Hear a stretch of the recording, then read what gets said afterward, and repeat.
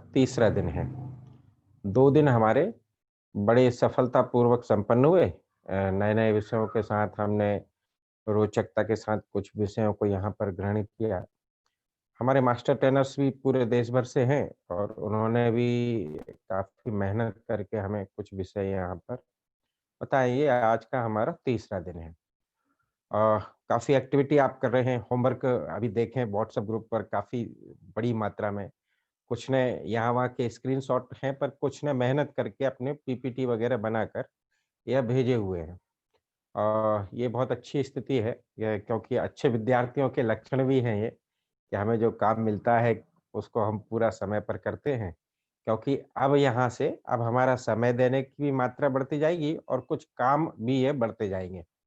तो हम लोग इतना सहभागी होंगे तो और ज़्यादा आनंद आएगा क्योंकि आज हमारे बीच में आज का जो तीसरा दिन है, इस तीसरे दिन में हमारे सामने जो विषय रखने वाले हैं, एक श्रीमान अशोक पांडा जी, श्री संजीव चंदेल जी, श्री अजय शर्मा जी, श्री विपिन राजपूत जी, इन सभी का मैं स्वागत करता हूँ और इनके विषय हम लोग प्रारंभ करेंगे।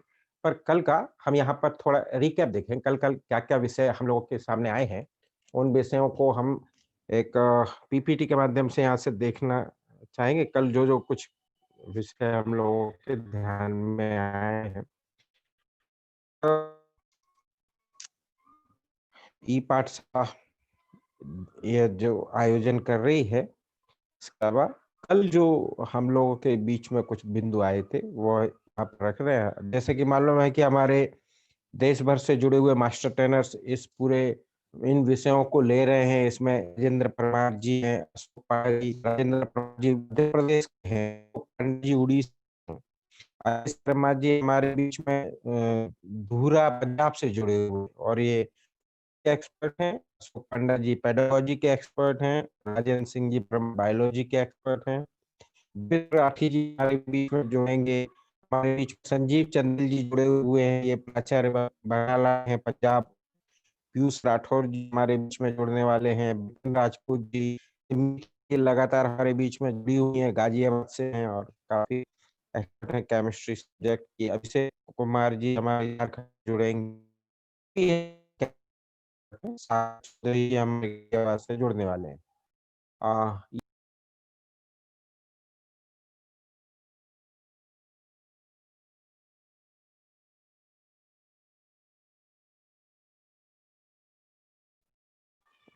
कुछ प्रॉब्लम आई? हाँ, राजकुमार जी को आ रही है क्या? हाँ, ठीक है। और कल जो है हम लोगों को एक क्विज़ प्रतिदिन हो रही है। 10 प्रश्न जो है प्रतिदिन ये प्राप्त हो रहे हैं। उन 10 प्रश्नों में हम लोग उत्तर देते हैं और उन उत्तरों को एक लिपिबद्ध करके ग्रुप पर भी हमारे ये डालने वाले हैं। नरेंद्र जी ये शायद मुझे लगता है कि ओके। तो कल जो है सबसे पहले और सारे के सारे प्रश्नों का सही उत्तर दिया है, ऐसे कुछ नाम मैं यहाँ घोषित कर रहा हूँ। एक तो प्रिया नारंग जी है ये, गीता निकेतन विद्यालय कुरुक्षेत्र हरियाणा की हैं। इन्होंने सारे के सारे प्रश्न सही उत्तर दिए और सबसे तेज़ उत्तर सही दिए इन्होंने। अरविंद कुमार जी हमारे बीच में डिवी के हैं, त्रिवेणी दत्त ब्रह्मचारी सरस्वती विद्या मंदिर के। प्रवीण रमेश जी हमारे बीच में महाराष्ट्र से जुड़े हुए हैं और उन्होंने सही उत्तर दिया। स्वामीनाथ त्रिपाठी जी हमारे उत्तर प्रदेश बस्ती के हैं, उन्होंने उत्तर दिया। नीरज कुमार जी औलियाबाद के हैं। झारखंड से रवि खंडेलवाल जी, हिमांशी जी जो है दिल्ली के हैं। सुतापा विश्वास जी जो है धनबाद की हैं हमारे, राम सिंह विष्ट जी जो है अल्मोड़ा के से हमारे बीच में हैं और इसी प्रकार रेणु जैन जी हैं। कुल मिलाकर ये हमारे कल के उत्तरदाता हैं। फीडबैक फॉर्म में कुछ प्रश्न वगैरह और कुछ फीडबैक और कुछ सुझाव अपन प्रतिदिन माँगते हैं, तो आज उसको इस प्रकार से अन्नू महती पंजाब से हैं, उन्होंने कहा है क्या आपकी बात उसमें लिखी हुई है, सुझाव दिए all over the impressive class please Sanjeev Chandel ji के जो बायोलॉजी के टॉपिक हैं, इन्होंने कहा है कि और कुछ होने चाहिए। अनुराग गौतम जी उत्तर प्रदेश से, उन्होंने कहा है अच्छा प्रयास है, इसकी वीडियो बनाकर ग्रुप में भेजी जाए। तो व्हाट्सएप के ग्रुप पर डे 1 और डे 2 की लिंक आपको भेजी गई है। आप उनसे वीडियो आप देख सकते हैं। संजय मित्तल जी हरियाणा से हैं, इन्होंने कहा कालांश के बीच में फीडबैक लेते रहें। बहुत बढ़िया संजीव जी, अच्छा सुझाव है ये। सीमा वार्ष्णेय जी जो हैं राजस्थान से हैं, उन्होंने कहा एक प्रश्न पूछा इन्होंने। उन्होंने कहा विभव एवं विभवांतर में अंतर क्या है? आवेश का संकेत क्यू से क्यों होता है? तो हमारे अजय जी के पास में फॉरवर्ड हुए प्रश्न, तो वो उनका उत्तर देंगे। इसी प्रकार पूनम कुमारी वर्मा जी ने भी एक प्रश्न दिया, what is different between static electricity and current electricity, इनके बीच में क्या अंतर है? इसी प्रकार why is wire used to making electricity circuit. ये कुछ प्रश्न जो है हमारे बीच में रखे हुए हैं। वीडियो अबाउट कैलाश पर्वत ये अच्छा लगा, ऐसा कुछ लोगों ने लिखा है। डेमोन्स्ट्रेशन मेथड ये बहुत अच्छी रही, ग्रुप डिस्कशन अच्छे रहे। ऐसे ढेरों आप लोगों के फीडबैक यहाँ पर प्राप्त हुए हैं। कुल मिलाकर ये हमारी अ, आज का जो हमारा ग्रुप डिस्कशन का टॉपिक होगा, वो आज पहले ग्रुप पर भी डाल दिया था, पर आपको पहले इसलिए बता रहे हैं कि कुछ सोच अपने मन में उसके बना लें, कुछ धारणा बना लें, जिससे ग्रुप डिस्कशन में आप लोगों को सुविधा हो सकेगी। तो भारत का गौरवशाली विज्ञान, इस विषय पर जो हमारी ग्रुप डिस्कशन होगा, उसका ये टॉपिक रहेगा। तो इसलिए कुछ चूँकि बोलना सभी ने है, परफॉर्मेंस सबका होना चाहिए और लीडर जो है सबको बोले ऑडियो वीडियो चालू करके, ऐसा एक निवेदन है। तो आज का ये हमारा समूह चर्चा का ये विषय रहेगा। कुल मिलाकर ये कल के हमारी कुछ बात यहाँ पर ध्यान में आई जो हमने यहाँ पर लिखे हैं। अब केवल 1 मिनट हम फटाफट अपना नाम और हमारा अपना विद्यालय का नाम, ये फटाफट चैट बॉक्स में हम लोग लिखते चलें। जितनी जल्दी हो सके ये काम हम कर लें। एक बार जिससे कि देश भर में से आए हैं हम सब लोग, एक-दूसरे से परिचय हो सके। केवल नाम लिखिए और फटाफट अपने विद्यालय का नाम और प्रांत का नाम अगर मालूम हो तो प्रांत का नाम फटाफट लिखते जाइए। चलिए उसके बाद फिर अपन विषय प्रारंभ करते हैं। चैट बॉक्स में आपको अपना नाम लिखना है। ठीक, बहुत बढ़िया। अनु मेहता जी ने सबसे पहले लिखा। रुखसाना जी रुखसाना बानो जी, बहुत बढ़िया। अरविंद कुमार जी, हेमलता साहू जी, बहुत बढ़िया, लिखते जाइए। ये जो चैट बॉक्स में आपका जो कमेंट्स आ रहे हैं, ये रिकॉर्ड होते हैं और इसकी एक पीडीएफ फाइल हमारी लगातार तैयार होती है, वो आपके बाद में शेयर हम करेंगे। इसलिए हर ने अपना रिस्पॉन्स जो है, इस पर लिखना चाहिए, जिससे कि ये रिकॉर्ड में आ सके। बहुत बढ़िया, कोई भी अछूता ना रहे। देखिए, क्योंकि एक्टिव होना क्लास में ये सबसे महत्वपूर्ण बात होती है कि हम कितनी तेज़ी से एक्टिव हैं। बढ़िया, देखिए काफ़ी काफ़ी काफ़ी लोगों ने ये लिखना है, लिखते जाइए। सीधे ही मैं पहले विषय की शुरुआत के लिए चैट बॉक्स हमारा भरता जा रहा है और ये रिस्पॉन्स नोट होते जा रहे हैं। ठीक है। पहले विषय की शुरुआत के लिए मैं सीधे ही आमंत्रित करता हूँ, हमारे बीच में जुड़े हुए हैं उड़ीसा से श्रीमान अशोक कुमार पांडा जी भाई साहब, और हमारे अखिल भारतीय प्रशिक्षण प्रमुख हैं। विद्या भारती के नाते देश भर में घूम-घूम कर प्रशिक्षण के कार्यकर्ताओं का मनोबल बढ़ाना, उनमें जोश भरना और कक्षा-कक्षा का वातावरण ठीक हो सके, उसका प्रशिक्षण विभाग बड़ी चिंता करता है।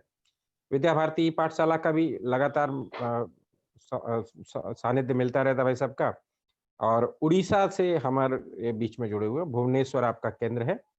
श्रीमान अशोक कुमार जी पांडा जी भाई साहब, आज हमारे बीच में विज्ञान उसकी अधिगम सामग्री, इस विषय पर हम लोगों के बीच में यहाँ पर विषय रखने वाले हैं। श्रीमान अशोक जी भाई साहब, स्वागत है भाई साहब।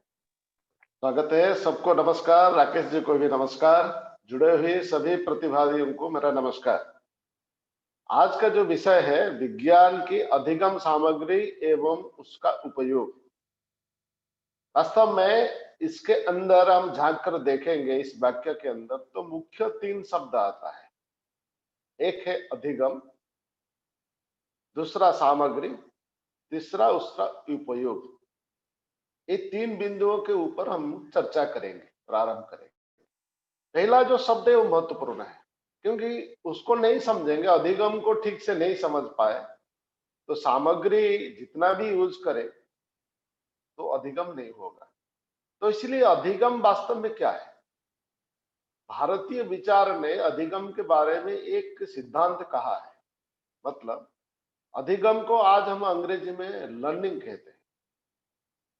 तो जो लर्निंग है, भारतीय संकल्पना के अनुसार लर्निंग यानी कंस्ट्रक्ट तो होता है बाद में, लेकिन लर्निंग दिया जा नहीं सकता, यानी किसी को हम दे नहीं सकते। देने वाला काम नहीं है, लेने वाला काम।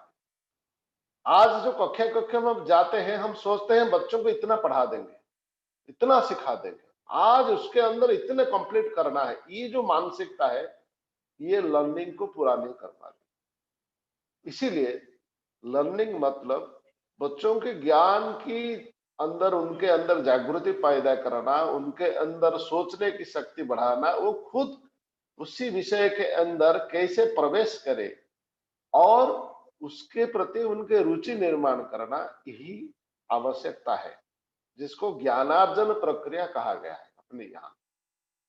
और उसी क्रम को आगे बढ़ाते हुए पाश्चात्य उसको कहता है कंस्ट्रक्टिविज्म, मतलब संरचनावाद, ज्ञान संरचनावाद, ऐसा नाम से वो बता रहा है।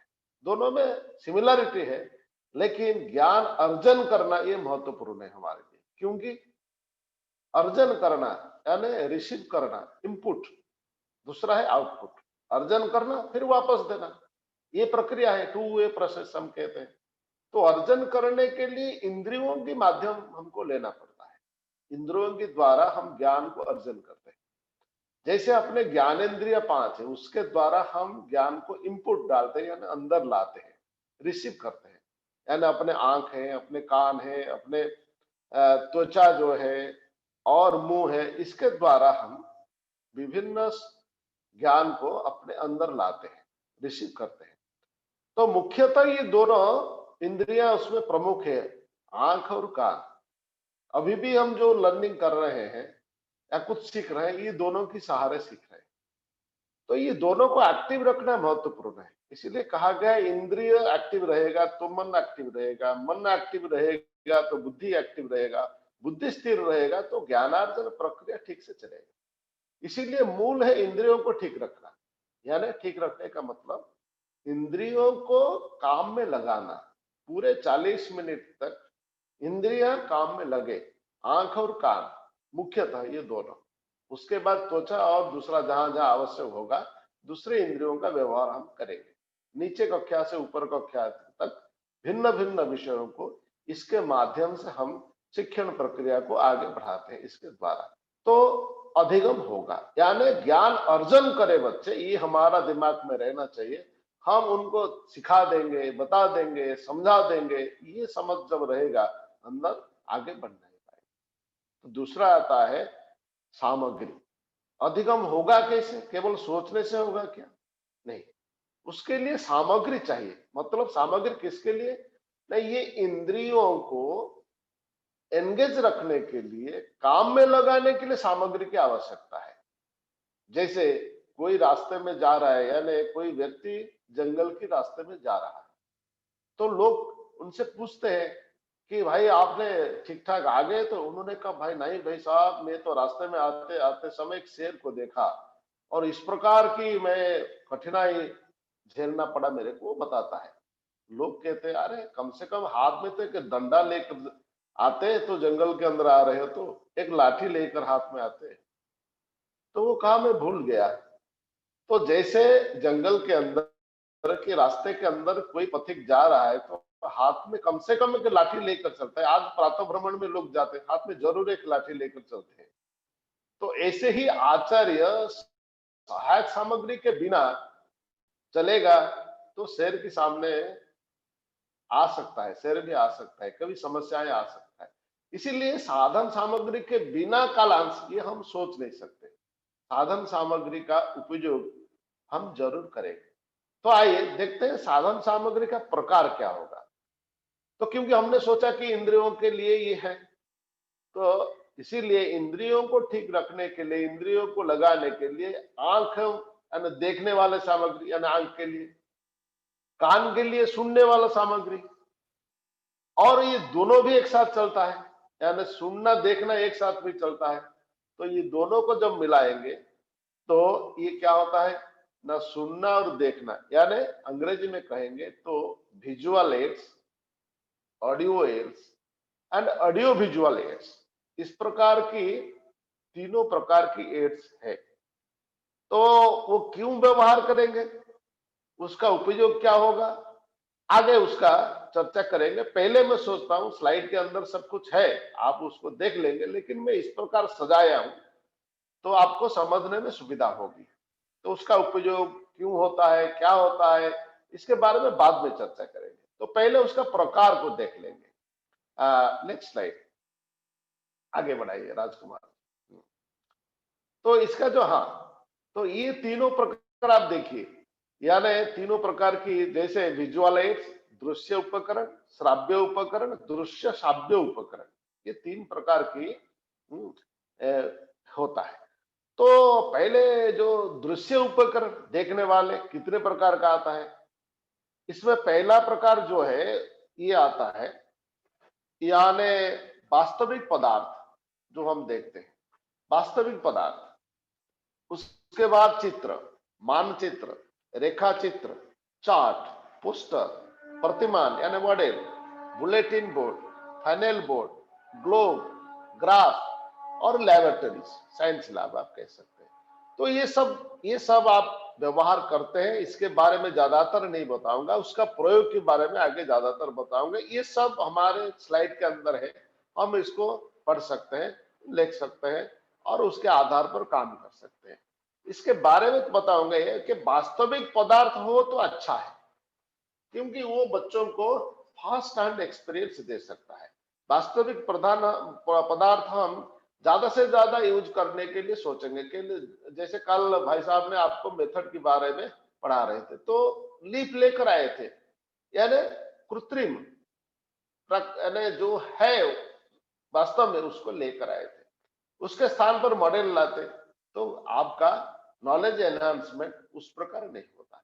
इसीलिए पहला प्रायोरिटी रहेगा वास्तविक पदार्थ को दे, जहां नहीं मिलेगा आगे की तरफ उसका हम योजित करेंगे। लेकिन श्राव्य उपकरण में क्या आता है, रेडियो, मोबाइल फोन ले सकते हैं, मोबाइल दोनों में आएगा, और ग्रामफोन था पहले, और दूसरे लिसनिंग मटेरियल, सब छोटे छोटे साउंड बॉक्स लगाकर सुनने के लिए विभिन्न डिवाइस बना है, आप उसका भी यूज कर सकते हैं बच्चों को कुछ सुनाने के लिए। अच्छे गीत, अच्छे कहानी, अच्छे कोई संवाद, विज्ञान के बारे में कुछ चर्चाएं, ये आप उसके द्वारा बच्चों का इंटरेस्ट क्रिएट करने के लिए उस प्रकार यूज आप कर सकते हैं। उसके बाद दृश्य श्राव्य दोनों, तो आज बहुत प्रचलित हो रहा है, होना भी चाहिए दृश्य श्राव्य, जैसे प्रोजेक्टर, यानी जिसको हम हिंदी में प्रक्षेपक कहते हैं। प्रोजेक्टर जरूर रहना चाहिए, क्योंकि उसके द्वारा हम बच्चों को विजुअल दिखा सकते हैं। मान लीजिए हार्ट का फंक्शन में पढ़ा रहे, तो आज 3D पिक्चर आ रहे, घुमा घुमा कर हर सेल को, हर प्रकार की स्थिति को आप दिखा सकते हैं। तो प्रोजेक्टर में यही लाभ होता है, इसलिए हर विद्यालय में साइंस कक्षाओं के लिए प्रोजेक्टर की बहुत आवश्यकता है। मान लीजिए प्रत्यक्ष चीज नहीं मिला, लेकिन उसके अंदर जो चित्र आता है, प्रत्यक्ष या अप्रत्यक्ष, उसमें अंतर नहीं आता, बच्चे अनुभव करते हैं जैसे प्रत्यक्ष देख रहे हैं। उसको दृश्य साइज में जहां पर घुमाना है, चाहते हो घुमा कर, उल्टा कर, तिरछा कर, वो देख सकते हैं। लेकिन दूसरे सामान में नहीं होता है, उसका पोजीशन भी अलग अलग वो करके देख सकते हैं। तो इसीलिए इस प्रकार की प्रोजेक्टर जो है, और मल्टीमीडिया रूम भी होना चाहिए।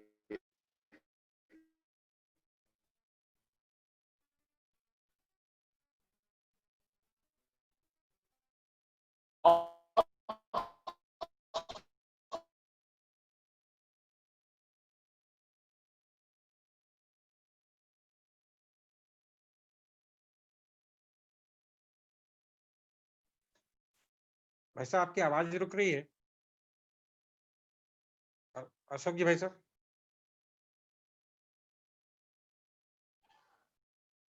रुकिए रुकिए रुकिए। राजकुमार जी आवाज आ रही है? देखो इस हाँ भाई प्रकार साहब आपकी लेकिन जी जी। लेकिन और से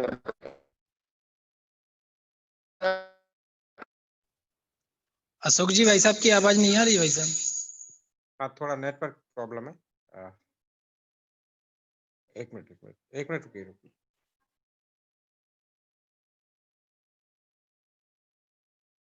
वो नेटवर्क से बाहर हो गए।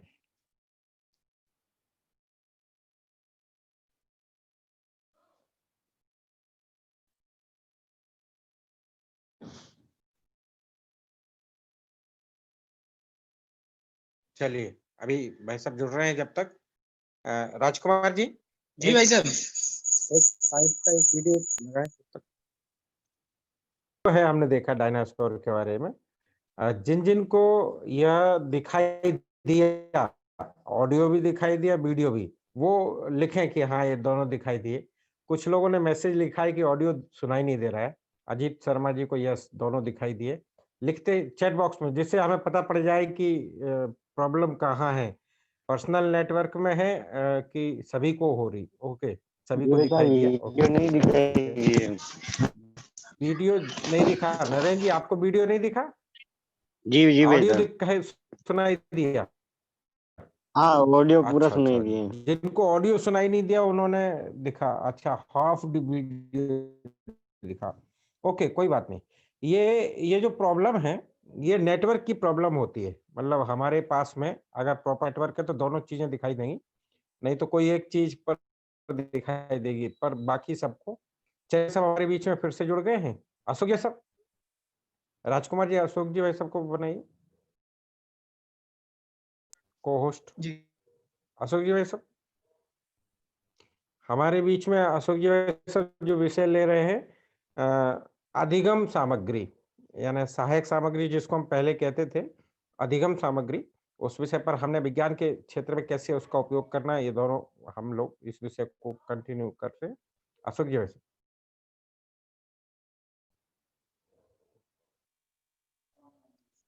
अभी नहीं जुड़े हैं भाई साहब अशोक जी। अच्छा अच्छा, फिर नेटवर्क की प्रॉब्लम आ गई। चलिए कोई जी बात नहीं। विषय लगभग हम लोगों के ध्यान में पूरा आ ही गया है कि 3 प्रकार की सामग्री है। एक दृश्य सामग्री, एक श्रव्य सामग्री और एक दृश्य श्रव्य सामग्री। हमारे राजन जी ने इसको बहुत अच्छे से एक्सप्लेन भी किया है। सीधे ही अब हम अगले विषय के लिए डॉक्टर संजीव चंदेल जी को आमंत्रित करते हैं कि जो शिक्षण की विधियां, जो प्रतिदिन हमें अलग-अलग विधियां बता रहे हैं। संजीव जी, आप तैयार हैं? जी भाई साहब, नमस्कार। जी नमस्कार, स्वागत है भाई साहब। आज एक नई विधि के बीच में डॉक्टर संजीव चंदेल जी हमारे बीच में उपस्थित हैं। बरनाला पंजाब के आप प्राचार्य हैं और हमारे बीच में आज तीसरी विधि रखने वाले हैं। जी संजीव जी। जी भाई साहब,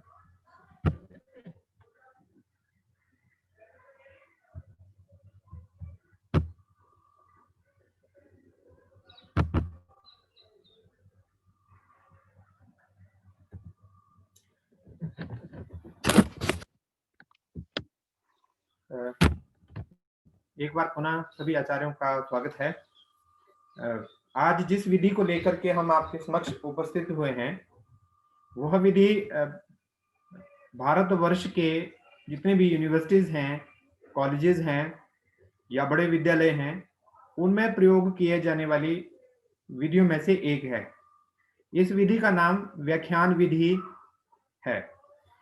इस विधि के माध्यम से आज हम आपको बताना चाहेंगे कि व्याख्यान विधि अपने आप में क्या है, इसका मतलब क्या है, इस विधि को कहाँ और कैसे और कब प्रयोग करना है, और ये किस सिद्धांत के ऊपर जो है निर्भर है। इस विधि को प्रयोग करने में क्या प्लानिंग करनी चाहिए, क्या इसके फायदे हैं और क्या इस विधि के नुकसान हैं। तो एक बार हम इसको आगे बढ़ाते हैं। तो लेक्चर विधि, व्याख्यान विधि जो है, इसको हम चॉक या टॉक मेथड भी बोलते हैं, क्योंकि इसमें आचार्य जी या गुरुजन जो हैं वो कक्षा में पढ़ाते हुए चॉक का प्रयोग करते हुए, श्यामपट्ट पे लिखते हुए विद्यार्थियों को जो है वो नॉलेज जो है वो प्रोवाइड करते हैं। विद्यार्थी नोट्स के माध्यम से जो है वो चीजों को जो है वो लिखते रहते हैं। अब ये विधि जो है वो अध्यापक आधारित विधि है। ये सारा, इस विधि का दारोमदार जो है वो सारा का सारा टीचर के ऊपर डिपेंड करता है। विद्यार्थी इसमें निष्क्रिय रहते हैं, विद्यार्थी का काम केवल सुनना है और वो अपने नोट्स जो है उसके जो है जो लेक्चर के नोट्स हैं आचार्य जी के वो उनको लेते रहते हैं। विद्यार्थी निष्क्रिय होने की वजह से इस विधि को हम निर्जीव या जड़ विधि भी हम इसको कहते हैं। तो हमारे पुराने जितने भी जो शास्त्र लिखे गए हैं, हमारे जितने भी वेद या ग्रंथ लिखे गए हैं, उसमें इस विधि का जो है काफी प्रयोग हुआ है। और मध्यकालीन युग में यूरोप में इसका बहुत ज्यादा उपयोग होता था। आज भारतवर्ष में की सारी यूनिवर्सिटीज में लगभग इस विधि के द्वारा जो है वो पढ़ाया जाता है। अब इसका मतलब क्या है, इस विधि को कहाँ हम यूज कर सकते हैं? इस विधि को हम उपदेश देने में, या किसी चीज को समझाने में, या किसी चीज का रिव्यू करने में, या किसी विषय का विस्तार करने के लिए हम इसको यूज कर सकते हैं, लेक्चर मेथड को। और किन सिद्धांतों के ऊपर ये विधि जो है वो डिपेंड करती है, तो ये आप देखेंगे जितना भी व्याख्यान विधि रहती है वो लिसनिंग के ऊपर जो है वो डिपेंड कर रही है। अभी हमने 2 पुरानी विधियां पढ़ी थी। सबसे पहले हमने स्टोरी टेलिंग विधि पढ़ी थी, उसमें भी सुनने के ऊपर डिपेंड करता है। दूसरी हमने डेमोन्स्ट्रेशन विधि पढ़ी थी, जिसमें सुनने के साथ देखने में भी ये दोनों चीजें इकट्ठी साथ में चलती है। लेक्चर मेथड में विद्यार्थी जो है वो सुनता है कि अध्यापक जो हैं they try to give the complete knowledge to the of subject to the students. सारी के सारा ज्ञान देने की वो मतलब क्या करता है, कोशिश करते हैं आचार्य जी। और आचार्य जी क्या करते हैं, विषय को दूसरे अन्य विषयों के साथ जोड़ते हैं, और जो हमारा पुराना ज्ञान है उसमें नए ज्ञान की व्याख्यान के द्वारा नया ज्ञान देने की जो है वो प्रेरणा मतलब वो कोशिश करते हैं।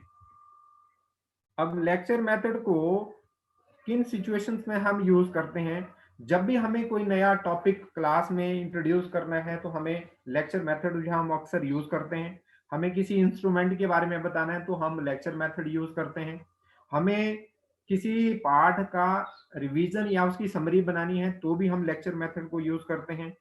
अगर हमें किसी पेड़ पौधे या जंतुओं की जो है हिस्ट्री के बारे में बताना है तब भी हम लेक्चर मेथड को यूज करते हैं। या हमारे पास पढ़ने के लिए बहुत कुछ सामग्री है और हम उसको बहुत कम समय में जो है उसको पढ़ना चाहते हैं तो हम लेक्चर मेथड को जो है हम यूज करते हैं। अब लेक्चर व्याख्यान मेथड को यूज करने से पहले आपने 4 प्रश्न आपके पास जो है वो आपने ध्यान देने हैं। एक, कि व्याख्यान आप किस आदमियों के लिए दे रहे हो, हु इज योर ऑडियंस।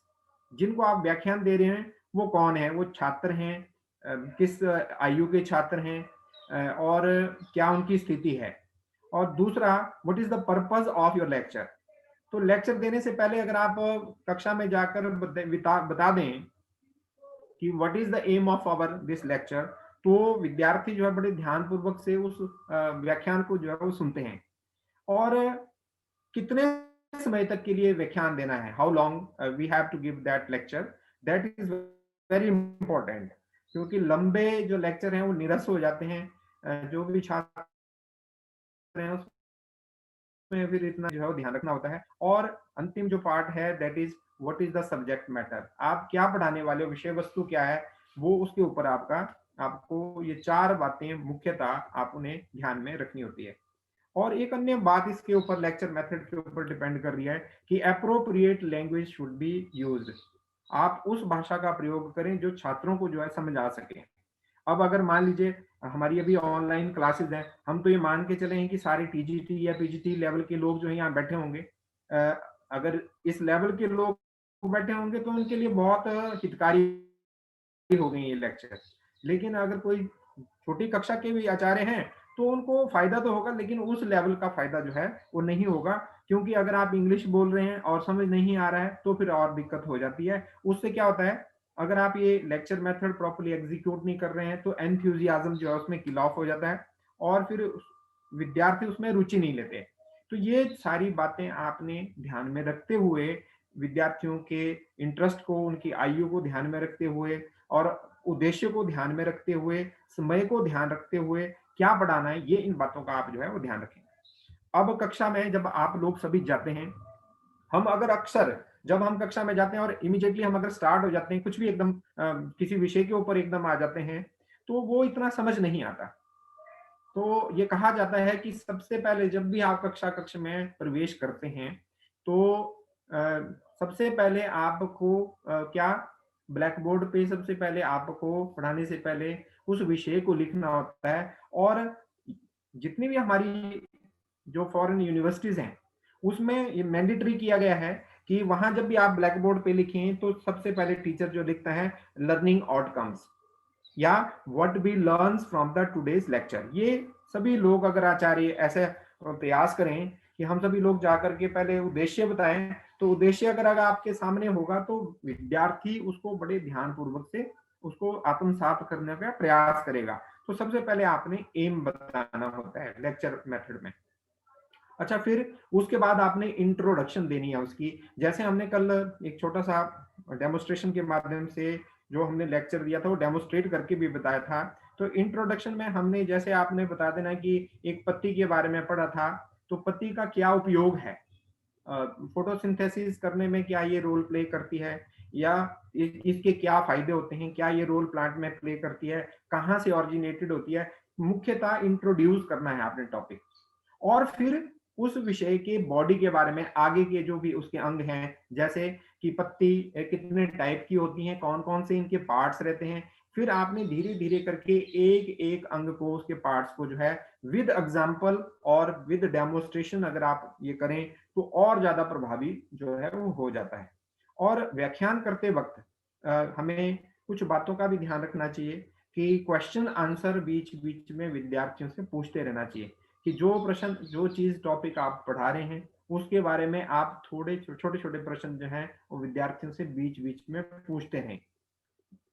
और लास्ट अंतिम जो पार्ट है वो है कंक्लूजन, कि जो भी आपने पूरी कक्ष में पढ़ाया, right from entering into your classroom till you finish your topic, कक्षा में जाने पे और जो भी आप विषय खत्म करने के बाद एक बार आप पूरा उसको समराइज कर दें कि आज की इस कक्षा में हमने ये चीजें पढ़ी। तो व्याख्यान विधि जो है अपने आप में बहुत ज्यादा प्रभावी जो है बन जाती है। अब इस विधि के फायदे क्या हैं हम सभी को पता ही है। तो सबसे ज्यादा जो फायदा ये है कि it is quite economical method because it is possible to handle large number of the student at a time. हम व्याख्यान विधि में बहुत सारे लोगों को एक टाइम में पढ़ा सकते हैं, तो ये अपने आप में इकोनॉमिकल है। दूसरा, it enable the linkage between the previous knowledge and the new one. जो पुरानी नॉलेज हमें विद्यार्थियों में है और जो आचार्य जी नई नॉलेज प्रोवाइड करते हैं, तो हमारी जो ज्ञान जो है शक्ति है उसमें क्या वर्धन बहुत जल्दी शीघ्र अतिशीघ्र जो है वो होता है। और इसमें लोगों में सुनने की शक्ति का जो है उसमें विकास होता है। जो हैबिट्स है सुनने वाली वो लेक्चर मेथड में डिवेल्प होती है। और इस लेक्चर मेथड में ये अपने आप में एक सिस्टमेटिक वे है कि आचार्यगण पहले सब्जेक्ट के उद्देश्यों के बारे में बताएंगे, फिर उसकी इंट्रोडक्शन करेंगे, फिर उसके अंगों के बारे में बात करेंगे। तो ये एक सिस्टम से सारी चीजें जो है वो चल रही हैं। तो एक कॉम्प्लेक्स विषय को आप धीरे धीरे करके सिंप्लीफाई करते हुए विद्यार्थियों को आसानी से समझा सकते हैं। ये इसका और ज्यादा एक महत्वपूर्ण पार्ट है। और लास्ट है कि सिंपल और एक्सटेंसिव मेथड है लर्निंग का which is free from the disturbances. इस मेथड में हमें कोई इक्विपमेंट्स की जरूरत नहीं, किसी अन्य वस्तु की आवश्यकता नहीं पड़ती। हम इजीली बहुत कम समय में लार्ज नंबर ऑफ स्टूडेंट्स को जो है वो टीच कर सकते हैं।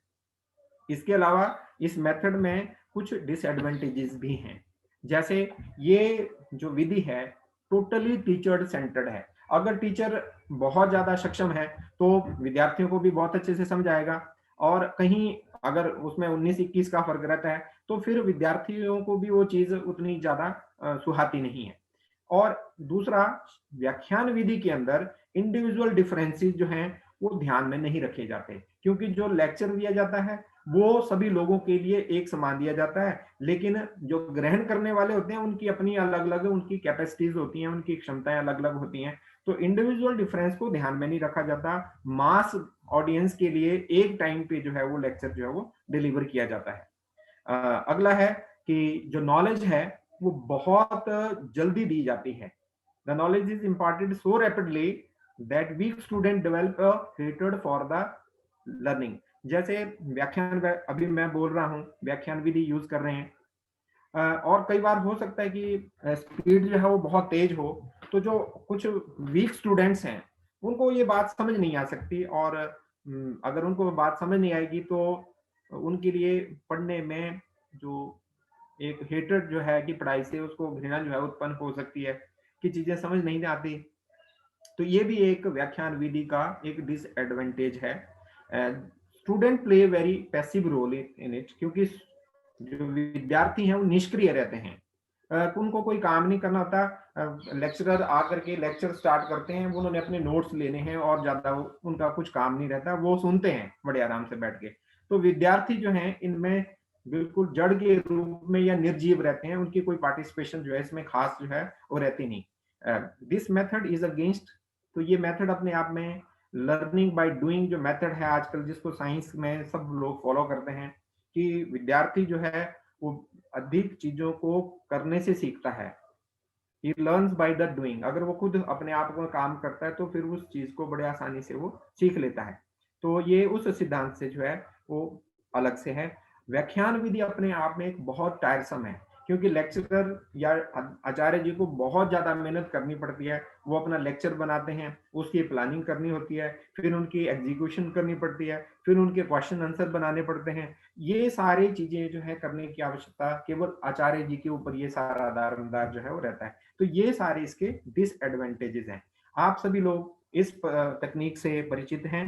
अब कौन कौन सी कुछ एक बातें आपको लग रही हैं कि ये इस मेथड में जो है बहुत ज्यादा जरूरी है, या और किन बातों का हम व्याख्यान विधि में ध्यान रख सकते हैं, ये आप चैट बॉक्स में अगर टाइप करेंगे तो मुझे भी लगेगा कि जो हम पढ़ा रहे हैं वो आपको समझ आ रहा है। आप अपने अपने सुझाव जो है चैट बॉक्स में फटाफट करके लिखेंगे, ताकि फिर हम लास्ट में जो है फिर डिस्कस कर लें 1 मिनट के अंदर। इसके लिए केवल 1 मिनट का समय दे रहे हैं आपको। चैट बॉक्स में आप लिखिए कि और किन किन बातों का इसमें हमें ध्यान रखना है और ज्यादा प्रभावी बनाने के लिए।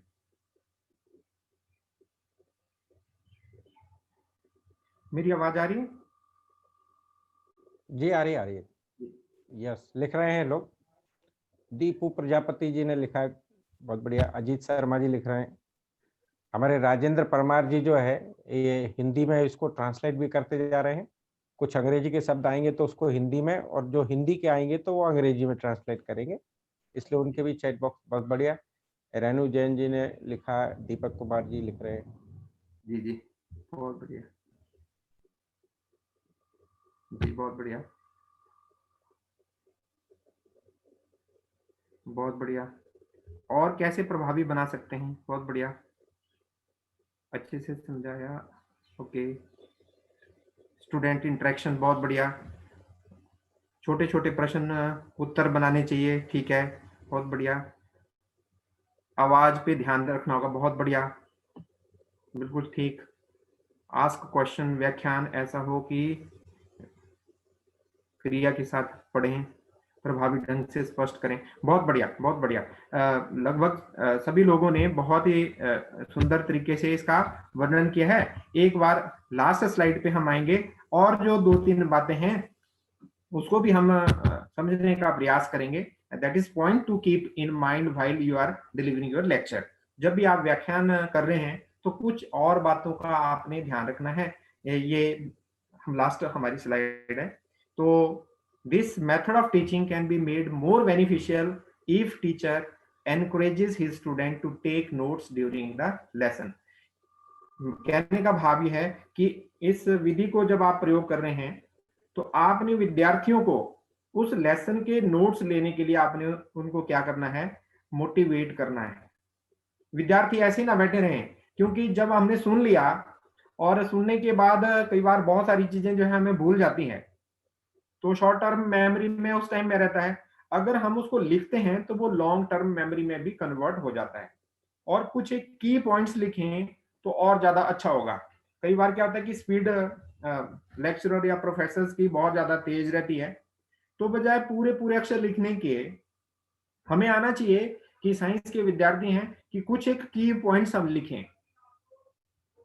तो की पॉइंट्स हमने बच्चे को बताने चाहिए कि की पॉइंट्स क्या होते हैं। आपने एक बहुत बड़ी बात सुन ली और उसका सारांश 1 या 2 शब्दों में हो, ऐसे शब्द आपने उसमें लिखने हैं। दूसरा, after lesson teacher can give the student some time for asking the question. जब भी आपने व्याख्यान विधि ली, आपने लेक्चर डिलीवर कर दिया, अब आपने बच्चों को जरूर ये बात पूछनी है कि अगर आपके कोई प्रश्न है तो आप हमसे पूछ सकते हैं। तो उसमें क्या, जो कुछ भी डॉट्स रह जाते हैं वो भी जो है वो क्लियर हो जाते हैं। उसमें कोई हेजिटेशन नहीं करनी चाहिए, कोई उसमें जिसको हम कहते हैं शर्माना नहीं चाहिए उसमें, ठीक है। अगला है, अगर आचार्य बहुत बड़ा लेक्चर दे रहे हैं तो अगर उसमें हास्य रस अगर वो थोड़ा सा डाल दें, ह्यूमर जो है अगर उसमें इंट्रोड्यूस कर दे लेसन के बीच में, तो that would keep the student interested in that particular lesson और द सब्जेक्ट। तो ये 3 बातों का भी आपने इसमें बहुत ध्यान रखना है। एक बार हम पुनः समराइज करके बोलेंगे, जब भी लेक्चर देना है तो सर्वप्रथम और 1-2 बातों का भी हमने ध्यान रखना है। पहले आपने उद्देश्य के बारे में बताना है कि आज के लेक्चर का क्या उद्देश्य है। दूसरा जो आप ध्यान देंगे, प्रैक्टिकली मैं बता रहा हूं कि ब्लैक बोर्ड पे जब आप खड़े हों तो ब्लैक बोर्ड और टीचर का जो एंगल होता है वो 45 डिग्री का बनना चाहिए, 90 डिग्री का नहीं बनना चाहिए। ये ब्लैक बोर्ड है और मैं इसके बिल्कुल सामने आके खड़ा हो, मतलब नहीं होना चाहिए मुझे थोड़ा साइड में लेफ्ट हैंड साइड की तरफ जो है 45 डिग्री का एंगल बनाते हुए मुझे ब्लैक बोर्ड पे लिखना है। और एक और बात, जब लेक्चर दे रहे हैं तो ऑडियंस की तरफ होने चाहिए, और जब आप लिख रहे हैं तो आप ब्लैक बोर्ड की तरफ लिखें। इसमें ऐसा रहता है कि कई बार जब टीचर ब्लैक बोर्ड की तरफ देख के लिखते हैं तो आवाज उतनी स्पष्ट नहीं आती। तो ये भी बात हम व्याख्यान विधि में हम ध्यान रखेंगे। पहले उद्देश्य बताना होता है, फिर उसके बारे में इंट्रोड्यूस करना होता है कि ये सब्जेक्ट क्या पढ़ने वाले हैं, फिर उसकी बॉडी के बारे में, उसके अंग, प्रत्येक चीज को धीरे धीरे समझाना होता है। फिर बीच में अगर आप उसको और प्रभावी बनाना चाहते हैं लेक्चर को, तो डेमोन्स्ट्रेशन मेथड आप दे सकते हैं, आप एग्जाम्पल दे सकते हैं।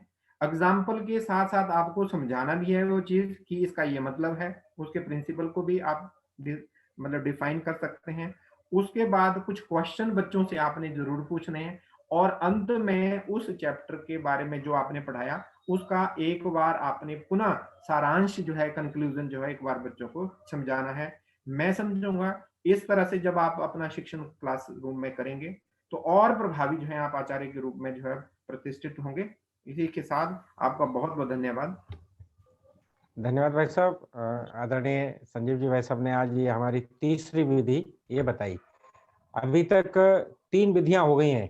फटाफट चैट बॉक्स में लिखिए कौन कौन सी 3 विधियां आपको याद हैं कि नहीं। पहले दिन एक विधि थी, दूसरे दिन दूसरी, आज तीसरी विधि। तीनों विधियों के नाम लिखिए चैट बॉक्स में जल्दी। हाँ, यस। जब तक अशोक जी भाई साहब हमारे बीच में जुड़ गए हैं, राजकुमार जी उनको को होस्ट बना दीजिए। अशोक जी पांडा जी भाई साहब को को होस्ट बना दीजिए। ओके, सीमा वाष्णे जी, स्टोरी टेलिंग, डेमोन्स्ट्रेशन, लेक्चर, बहुत बढ़िया। अजीत शर्मा जी, चेतना जी, ठीक, yes, story telling. चंद्रहंस Pathak ji, बहुत बढ़िया। प्रवीण मोडक जी, दीपू प्रजापति जी, ठीक है। कृष्ण चंद्र जोशी जी, शालिनी जी गुप्ता जी, अनु जी, बहुत बढ़िया। अजीत शर्मा जी, सीमा, बहुत बढ़िया, ठीक। धन्यवाद धन्यवाद धन्यवाद। लिखते जाइए जब तक हमारे बीच में अशोक जी भाई साहब फिर से जुड़ गए हैं। और वो जो टूटा हुआ विषय था नेटवर्क के कारण, जो रह गई थी बात हमारी, सहायक सामग्री, अधिगम सामग्री, उस विषय को लेकर फिर वह अपना विषय, अशोक जी भाई साहब सुन पा रहे हैं? हाँ, ओके जी। ये भाई साहब, संजीव जी भाई साहब स्क्रीन शेयर ऑफ कर दीजिए। मैं कर देता हूँ। ओके, ठीक। हमारे बीच में अशोक जी भाई साहब फिर से जुड़े और वो उस विषय को फिर से जोड़ गए। अशोक जी। तो सब लोगों को फिर से स्वागत है, अभिनंदन है। हम इस विषय के अंदर पहले पड़ाव अधिगम के बारे में चर्चा कर रहे थे, उसके बाद उसका सामग्री के बारे में चर्चा करके उसमें से जो 5 बिंदु है उसमें से एक बिंदु हम लोगों ने समाप्त किया था। यानी सामग्री के बारे में लगभग 6 बिंदु पर हमको विचार करना है। उसका प्रकार, उसका प्रकृति, उसका आकार, उसका गुण और लाभ, यानी कितने टाइप का होगा, उसका नेचर क्या होगा, शेप एंड साइज क्या होगा, उसका क्वालिटी या एट्रीब्यूट क्या होगा और क्या बेनिफिट वो दे सकता है। कोई भी आचार्य कोई भी विषय पढ़ा रहे हैं तो लर्निंग मटेरियल का जब चयन करते हैं उसका उपयोग के बारे में ये 6 बिंदु जरूर सोचनी चाहिए। तो उसमें से हम लोगों ने प्रकार को ठीक से समझ लिया, यानी आचार्य कुछ सहायक सामग्री तैयार करे सबसे ज्यादा वो अच्छा है, छात्रों को भी दिया जाए, यानी प्रोजेक्ट के रूप में। प्रोजेक्ट के बारे में लास्ट में हम चर्चा करेंगे। और आगे उसका परचेज भी हो, जो आवश्यकता है जो अपने पास नहीं है वो हमको खरीद सकते हैं। तो आगे चलेंगे, उसका प्रकृति क्या होगा, यानी नेचर जिसको कहते हैं।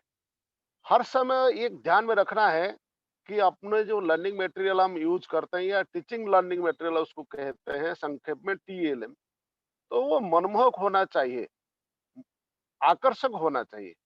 क्योंकि जब वो आंख को आकर्षित नहीं करता तब तक हम ज्ञानार्जन नहीं कर सकते हैं। तो इसलिए इसके ऊपर साफ सुथरा हो और आकर्षक हो, मनमोहक हो, इसके ऊपर हम ध्यान देंगे। उसका आकार, दूसरा आता है उनका साइज, यानी 2 प्रकार यूज होता है लर्निंग मटेरियल का, एक टीचर यूज्ड मटेरियल, दूसरा स्टूडेंट्स व लर्नर्स यूज्ड मटेरियल भी होता है। तो आचार्य जो व्यवहार करेंगे उसका साइज क्या होगा, छात्र जो यूज करेंगे उसका साइज क्या होगा, ये भी ध्यान रखने की बात है।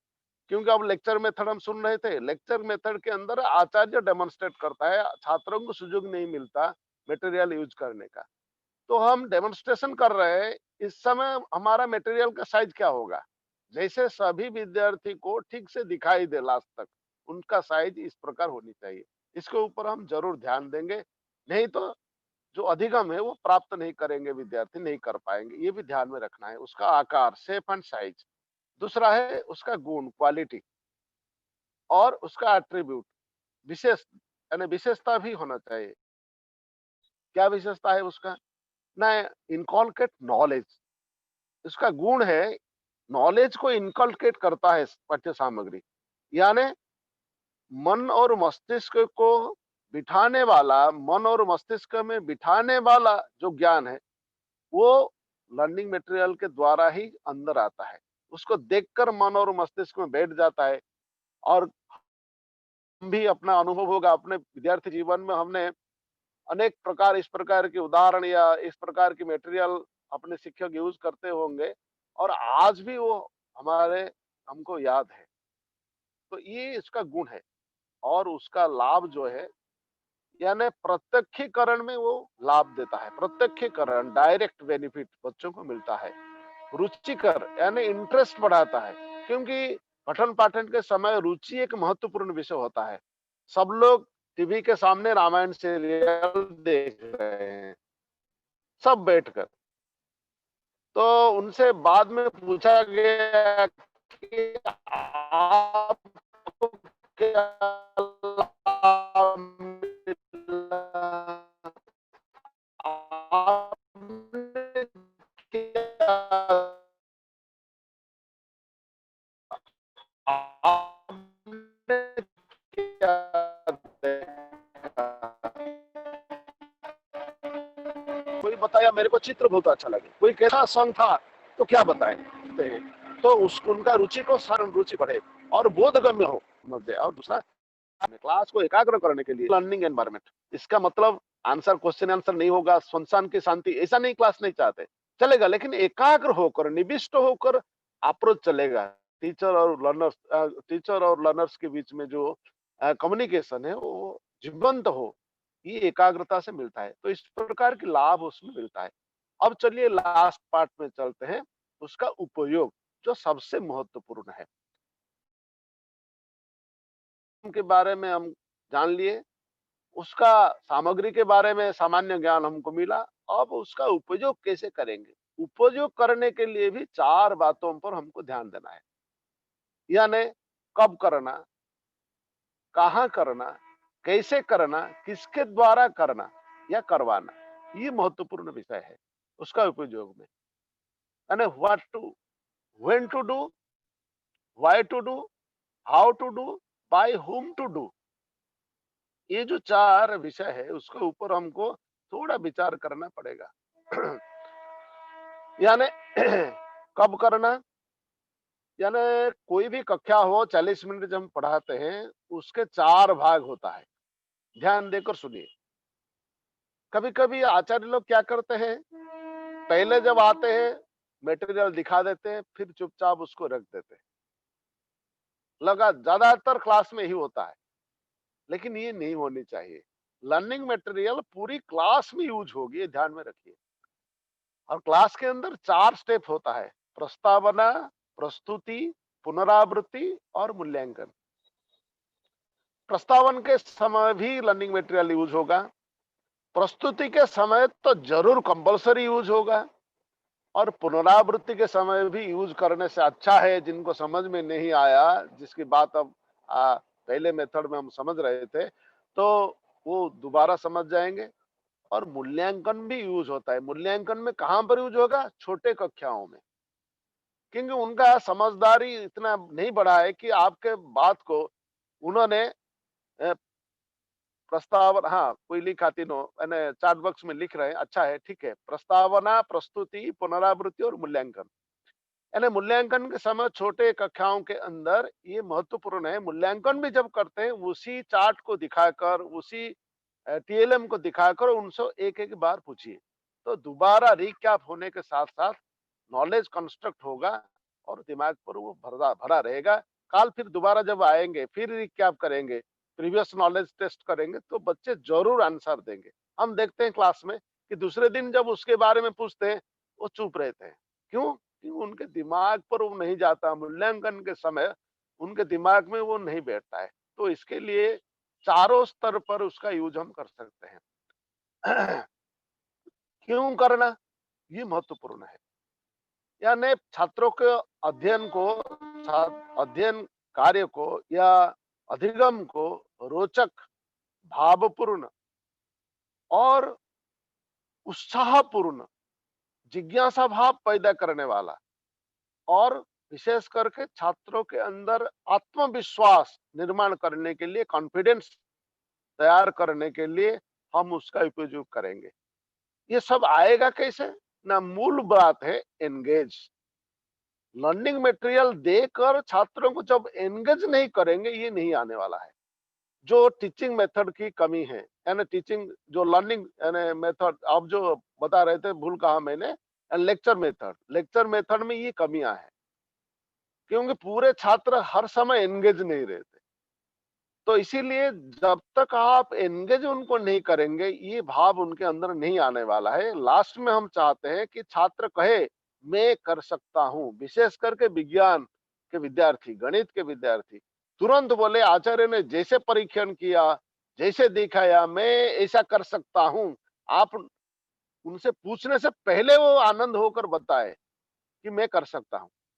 तो इसके लिए हमको लर्निंग मटेरियल का यूज करना है या व्यवहार करना है, ये उनको प्रत्यक्ष दिखाना है। उसके बाद कैसे करना, यानी 3 भागों में करना। व्यक्तिगत रूप से, जोड़ी बनाकर, ग्रुप बनाकर। यानी इंडिविजुअल लर्निंग मटेरियल भी दे सकते हैं। जैसे नीचे कक्षाओं के में इंडिविजुअल देना चाहिए, ग्रुप में देने से वो लर्निंग उनका हो नहीं पाएगा। एक दूसरे को देखते रहेंगे, उनका कैसा है, मेरा कैसा है, वो छीनने लगेंगे आपस में। लेकिन एक एक को मिल गया, सामान मिल गया, तो अपने काम में वो लगे रहेंगे। इसीलिए इंडिविजुअल देना चाहिए। बड़ों को भी देना चाहिए ना, छोटों को दे रहे तो बड़ों को नहीं देंगे ऐसा नहीं।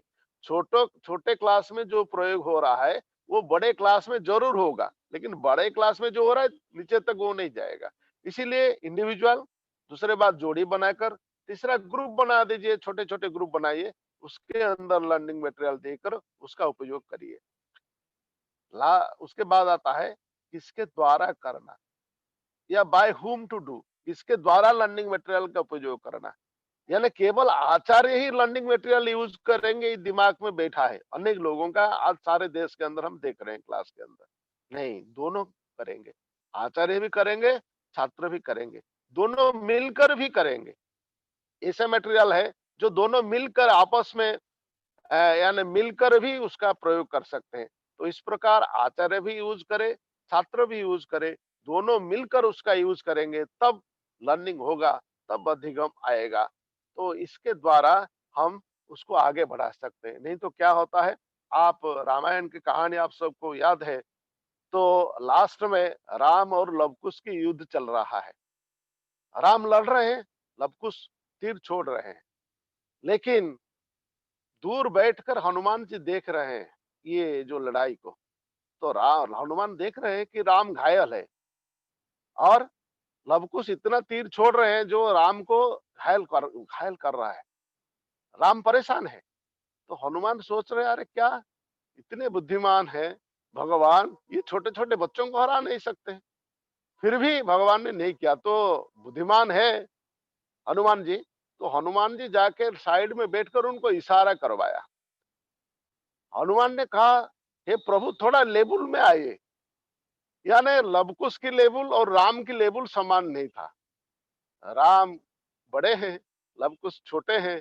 तो लवकुश जो तीर छोड़ रहे हैं राम के हृदय पर वो लगता है, लेकिन राम जो तीर छोड़ रहे हैं वो जाके लवकुश के सिर के ऊपर जाकर पीछे चला जाता है, इसीलिए घायल नहीं होते। तब राम क्या किए, उनके लेवल पर आए, घुटने पर बैठ गए और तीर चलाए, तब लेवल में आए। इसका कहने का मतलब ये लर्निंग का एग्जाम्पल है। हम आगे खड़े होकर अपना जो तीर है छोड़ते हैं, बच्चों के दिमाग के ऊपर जाके वो दीवार पर टकराता है, इसीलिए लर्निंग नहीं होता। तो हम सब ध्यान देनी चाहिए कि आज अपना लर्निंग मटेरियल, अपनी मेथोडोलॉजी जो हम यूज कर रहे हैं, छात्र के हृदय को स्पर्श करे, उनके लेवल पर आके हम बात करें, तब वो समझ में आएगा, अधिगम होगा। इसीलिए लर्निंग मटेरियल हमको सहायता कर सकता है। आज के लिए इतना ही, और नेटवर्क प्रॉब्लम के कारण थोड़ा बीच में गड़बड़ी हुआ, इसके लिए मैं क्षमा प्रार्थी हूँ।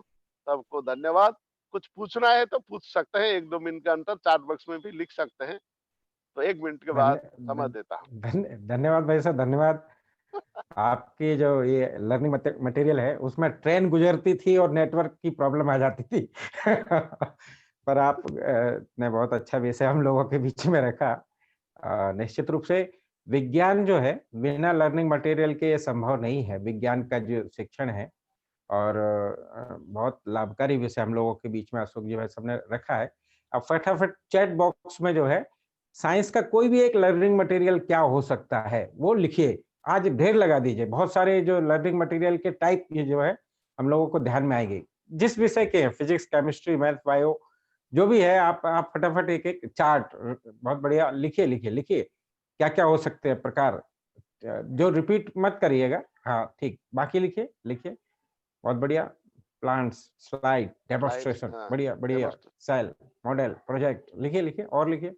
Explain, okay, experiment experiment, okay ठीक। से, एक्सपेरिमेंट प्लांट्स, से साझा प्रोजेक्ट, करना। हाँ भाई रिपीट मत कीजिए। Video, okay, model, project, project, explanation, questions, okay, human structure, CD, practical, okay, बढ़िया, विवरण, पीपीटी, ओके, रिपीट मत कीजिए, हाँ लिखिए और बढ़िया जब बढ़िया प्रोजेक्टर, ओके ठीक ठीक ठीक ठीक, वाह वाह। मतलब बड़े ध्यान से और बड़े आनंद के साथ आपने ये विषय को आनंद लिया। 2 भागों में विषय भले ही हुआ पर बहुत आनंददायी विषय रहा। आप लिखते जाइए, सीधे ही अब अगले विषय की ओर अपन बढ़ते हैं। कोई क्वेश्चन भी हमारे बीच में हो इस विषय के तो अशोक जी भाई साहब हम लोगों के बीच में अंत तक जुड़े हैं, तो क्वेश्चन भी लिख दीजिएगा, तो आखिर में हम लोगों के बीच में वो विषय आ जाएंगे। सीधे ही अब तीसरा विषय जो हमारे बीच में विपिन राजपूत जी लेकर आ रहे हैं, विज्ञान के मजेदार तथ्य, साइंस फैक्ट, उनको लेकर विपिन जी, आप जी मुझे भाई सुन साहब, पा रहे हैं? जी जी, स्वागत है विपिन जी। धन्यवाद भाई साहब। हाँ, आप सभी का साइंस अमेजिंग फैक्ट में स्वागत है। आज हमारा जो पहला अमेजिंग फैक्ट रहेगा वो ये है कि बांध के पानी के द्वारा बिजली कैसे बनती है। इस अमेजिंग फैक्ट को आप आनंद के साथ वीडियो के माध्यम से देखेंगे और समझेंगे। तो इस तरह से आपने देखा कि बांध के पानी से कितनी आसानी से बिजली बनती है। ऐसे ही एक छोटा सा सेकंड जो अमेजिंग फैक्ट है वो ये है कि जो हवाई जहाज के पहिए हैं वो कभी नहीं फटते हैं। ऐसा क्या होता है हवाई जहाज के पहियों में जो कभी फटते भी नहीं है और कोई दुर्घटना नहीं होती है। तो इस अमेजिंग फैक्ट का जो साइंस फैक्ट है वो हम जानेंगे सेकंड। तो इस तरह से आपने मजे के साथ सेकंड वीडियो में देखा कि हमारे जो हवाई जहाज के पहिए हैं वो कभी क्यों नहीं फटते। और जैसा कि आपने देखा, भाई साहब ने कहा कि विज्ञान के मजेदार फैक्ट, हमारे जो वीडियो होते हैं वो इसी तरह से मजेदार रहते हैं और हम बड़ी आसानी से कुछ ही मिनटों में सिखा सकते हैं सामने वाले को कि वास्तव में इस साइंस फैक्ट का रियल फैक्ट क्या है। तो आज के लिए इतना काफी, धन्यवाद। धन्यवाद विपिन जी। विपिन जी हमारे आवासीय विद्यालय सरस्वती विद्यापीठ में फिजिक्स के आचार्य हैं और काफी योग्य हैं। ऐसे छोटे छोटे अमेजिंग फैक्ट को लेकर काफी वीडियो बनाते हैं। एक ने मैसेज लिखा है कि एक ग्रुप में भेजिए, तो ये दोनों तीनों लिंक अभी तक के वीडियो की ये ग्रुप में विपिन जी ये डाल देंगे। साथ ही सारी पीपीटी जो है और पीडीएफ जो हर दिन के टॉपिक की वो भी उस पे डल रही है। 2 दिन के जो वीडियो हैं जो हमारी क्लास के हुए हैं वो वीडियो भी उस पर लिंक पर डाले हुए हैं और साथ ही जो प्रश्नोत्तरी होती है उसके रिजल्ट भी हमारे नरेंद्र चाष्टा जी उन ग्रुपों पर डालते हैं। तो ये चीजें अभी आप लोग देखते जाएंगे तो अच्छा रहेगा। और अब हम सीधे ही आगे बढ़ते हैं। चूंकि आज हम ब्रेक का लोगों ने मना किया कि ब्रेक की आवश्यकता नहीं है, इसलिए बिना ब्रेक के हम सीधे अगले विषय की ओर बढ़ेंगे। और हमारे बीच में डॉक्टर अजय शर्मा जी भाई साहब हैं, पंजाब धूरा के प्रधानाचार्य हैं। फिजिक्स के एक नए विषय के साथ हम लोगों के बीच में जुड़े हैं। इस विषय के बाद में फिर हमारा ग्रुप डिस्कशन होगा। सीधे ही मैं आमंत्रित करता हूँ आदरणीय अजय जी भाई साहब को। अजय जी भाई साहब स्वागत है। जी भाई साहब नमस्कार। जी स्वागत है भाई। सभी को मेरा नमस्कार। तो आज का विषय लेने से पहले कल का जो विषय था उस पे कुछ लोगों ने बड़ी अच्छी जो है अपनी प्रतिक्रिया दी थी, जिसमें कुछ होमवर्क आपको दिया गया था। भाई साहब वीडियो ऑफ है आपका। जी जी भाई साहब मैं ऑन कर देता हूँ। जी भाई साहब। जी जी जी। तो होमवर्क सबमिशन जो है काफी लोगों ने किया था, तो उसमें मैं कुछ नाम जो है इसमें मैं पढ़ना चाहूँगा। अगला विषय लूँ इससे पहले मैं कुछ नाम पढ़ना चाहूँगा जिन्होंने बड़ा अच्छा जो है रिस्पॉन्स दिया है इसमें। कुछ ने जो है जो टीचिंग एड हैं कुछ ओरिजिनल अपने बना के दिए थे, कुछ ने जो है रेडीमेड जो था टीचिंग एड उसी को सबमिट कर दिया। तो इस तरह से चलिए सभी का बड़ा अच्छा प्रयास रहा इसमें। मैं थोड़े से नाम इसमें पढ़ लेता हूँ। जिसमें पीके जैन साहब ने दिया था, रविंद्र राय, रवि कुल जी, स्वामीनाथ त्रिपाठी जी ने रिस्पांस भेजा है, रोहित कुमार जी, सुशांत जी, दिगंबर जी, इसमें परमानंद जी हैं, निर्मल जी, दिलीप कुमार जी, अविनाश ओझा जी हैं, परवीन जी हैं, कल्याणी जी हैं, सृष्टि जी हैं, सुमन शर्मा जी।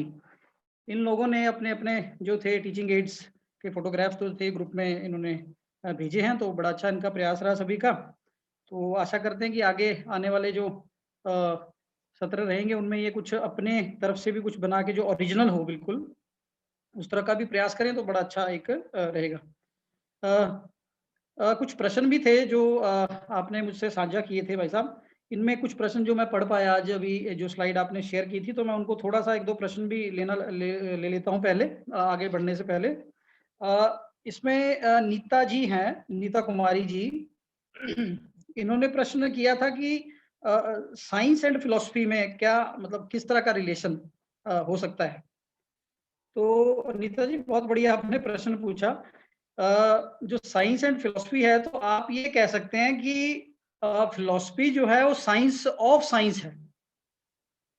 जब तक आपके पास कोई आइडिया नहीं है, आपके पास एक वैलिड हाइपोथेसिस नहीं है, तब तक बिना हाइपोथेसिस के जो है किसी भी बिंदु पे पहुंचना बहुत मुश्किल है। तो जब कोई हाइपोथेसिस जनरेट होती है वो फिलॉसफी ही है। तो ये बहुत बढ़िया एक प्रश्न है। तो मैं इसका उत्तर भी एक ही लाइन में दे रहा हूँ कि जो फिलॉसफी है वो साइंस ऑफ साइंस है। बहुत बढ़िया आपका प्रश्न रहा। एक इसमें विक्रम चंद्र जी हैं, विक्रम चरण जी माफ कीजिएगा, इन्होंने प्रश्न किया था कि व्हाट इज अप्लाइड साइंस। तो अप्लाइड साइंस जो है वो अप्लाइड नाम से ही पता लगता है कि अप्लाइड साइंस। आजकल हम साइंस को भी साइंस एंड टेक्नोलॉजी के फॉर्म में पढ़ाते हैं बच्चों को। Application part of science is technology. Simple सी बात है कि application part of science is technology. तो जब हम साइंस के सिद्धांतों को अप्लाई करके किसी नई टेक्नोलॉजी की खोज कर लेते हैं, नई टेक्नोलॉजी सामने ले आते हैं, वही आपकी अप्लाइड साइंस है। तो मैं आशा करता हूँ कि आपका जो है प्रश्न से उस उत्तर से आपको जो है थोड़ा सा इसके बारे में जानकारी मिल गई होगी। एक और प्रश्न आया था, रोहित कुमार जी हैं। तो रोहित जी ने प्रश्न किया था, ये हमारा जो इलेक्ट्रिसिटी से जब विषय लिया था, तो इन्होंने प्रश्न किया था कि electromagnetic wave and transverse wave, इनमें मतलब क्या रिलेशन है। तो रोहित जी, इसमें जो आपकी जो इलेक्ट्रोमैग्नेटिक वेव है, ये तो इसका कैरेक्टरिस्टिक हुआ, ट्रांसफर तो इसका कैरेक्टरिस्टिक है। Transverse is characteristic of electromagnetic wave. तो इलेक्ट्रोमैग्नेटिक वेव में आपको बताया था कि इलेक्ट्रिक फील्ड और मैग्नेटिक फील्ड जो है वो आपस में तो परपेंडिकुलर रहते हैं इस वेव में। जो जिस डायरेक्शन में वेव प्रोपोगेट करती है, उस डायरेक्शन ऑफ प्रोपोगेशन में इलेक्ट्रिक फील्ड और मैग्नेटिक फील्ड कंटिन्यूअसली जो है वो परपेंडिकुलर ही रहते हैं। तो इसी कैरेक्टरिस्टिक को हम ट्रांसवर्स कैरेक्टरिस्टिक कह देते हैं। तो ये इसमें कोई ये ट्रांसवर्स वेव जो है, इसका तो जस्ट आप ये बोल सकते हैं कि जो इलेक्ट्रोमैग्नेटिक वेव है इसका एक कैरेक्टरिस्टिक है। तो आशा करता हूँ ये चीज आपको क्लियर होगी होगी। एक दो प्रश्न और भी मैं कुछ आज नोट कर पाया स्लाइड से। एक प्रश्न आया था कि नाम मैं नोट नहीं कर पाया, difference between static and current electricity. तो स्टैटिक एंड करंट इलेक्ट्रिसिटी में क्या डिफरेंस है। जब भी हम बात करते हैं स्टैटिक इलेक्ट्रिसिटी की, तो static means charges have to be stationary. और स्टेशनरी चार्जेस स्टेशनरी कहाँ पे रह सकते हैं, किसी कंडक्टर पे तो जो है ये स्टेशनरी नहीं रह सकते। तो जो कोई इंसुलेटिंग मटेरियल है, इंसुलेटिंग मटेरियल के ऊपर ही चार्जेस जो है वो स्टेशनरी या स्टैटिक रह सकते हैं। तो जब भी कोई चार्जेस की स्टडी हम करते हैं और इंसुलेटर के ऊपर अगर चार्जेस स्टेबल हैं, तो उस चीज को हम स्टैटिक इलेक्ट्रिसिटी एक ब्रांच बोल देते हैं। और जब भी कोई कंडक्टिंग मटेरियल है जो कंडक्ट करते हैं, जिसमें इलेक्ट्रॉन की मूवमेंट रहती है, तो उस स्टडी को हम जो है वो करंट इलेक्ट्रिसिटी का नाम दे देते हैं। तो इनको एक साथ ही नॉर्मली पढ़ाया जाता है। एक प्रश्न और था छोटा सा जो मैं नोट कर पाया, why are copper wire used. Generally जो है कंडक्शन के लिए जो है वो कॉपर वायर का ही क्यों इस्तेमाल किया जाता है। तो ये तो एक सिंपल जो है क्वेश्चन है जिसमें आप इसको एक्सप्लेनेशन दे सकते हैं कि कॉपर जो है उसमें जो रेजिस्टिविटी रहती है बाकी मटेरियल के मुकाबले में, तो रेजिस्टिविटी बहुत ही कम रहती है। और एक और जो बड़ा इंपॉर्टेंट इसमें कैरेक्टरिस्टिक है वो ये है कि जो ऑक्सीडेशन है इसकी, कॉपर की ऑक्सीडेशन बहुत कम होती है। तो बाकी मेटल्स के कंपैरेटिवली अगर आप देखें, कॉपर की ऑक्सीडेशन बहुत कम होती है। ऑक्सीडेशन होती है, एक लेयर ग्रीनिश लेयर कॉपर के ऊपर बन जाती है, बट अंदर का जो मटेरियल है वो करोड नहीं होता। तो कोरोजन इसमें बहुत कम होता है, इसलिए कॉपर वायर को हम प्रेफर करते हैं। तो ये कुछ प्रश्न थे जो मैंने नोट कर पाया था। तो इनके बाकी जो है एक ये यहाँ पे रोहित जी बोल रहे हैं कि गोल्ड। तो भाई साहब, गोल्ड की जो है वायर कंडक्टिविटी के लिए या इलेक्ट्रिकल ट्रांसमिशन के लिए अगर लगाएंगे तो रातों रात जो है वायर्स सारी आपकी गायब हो जाएंगी। तो इसलिए जो प्रैक्टिकल जो है वो हमारे लिए कॉपर ही है। तो बहुत बढ़िया, ठीक है जी। तो इसी तरह से आज हम अपने जो विषय है उस पर चलेंगे। मैं स्क्रीन शेयर कर रहा हूँ भाई साहब, राकेश जी। जी जी, आ रही है, दिख रही।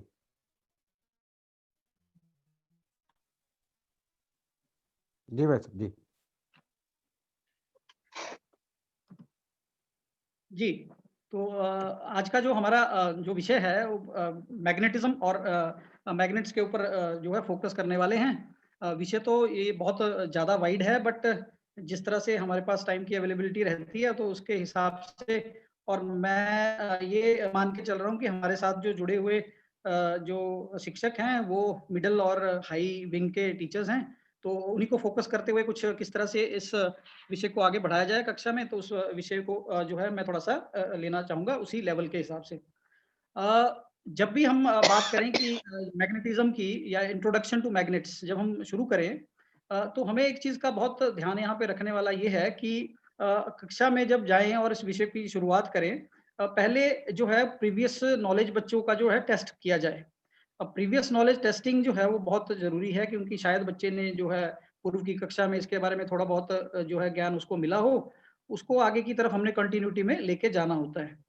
तो इसके साथ जो है प्रीवियस नॉलेज टेस्टिंग जो है बच्चे की तभी हो पाएगी जब हम उसके साथ क्वेश्चनिंग करेंगे। तो एक क्वेश्चनिंग करना जो है एक टेक्निक है जिसके माध्यम से बच्चे का जो है पूर्व जो में जो ज्ञान रहा है उसके बारे में हमें जानकारी मिल जाएगी।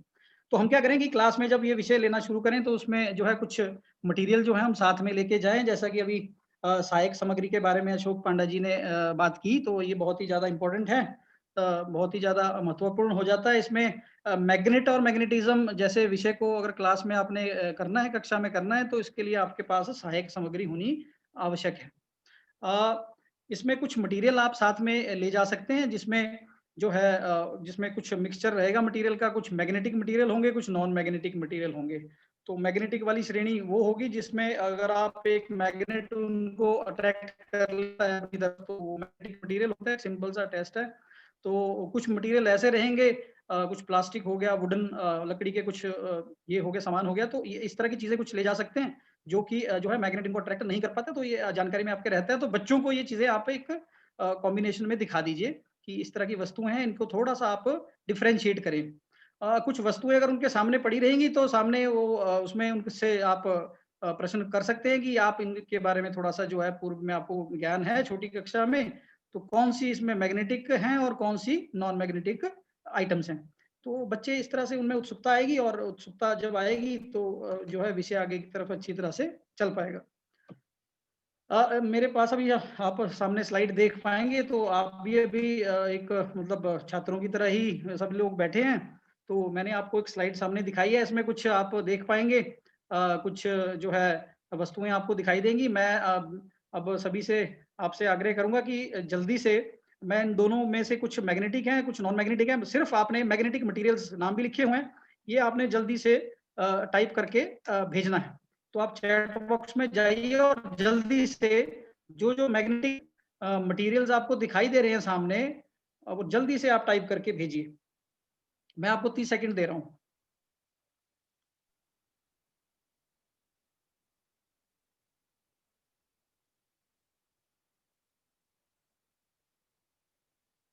आपने सिर्फ नाम टाइप करना है। बहुत बढ़िया। सिर्फ magnetic materials, only magnetic materials. बहुत अच्छे, बहुत अच्छे।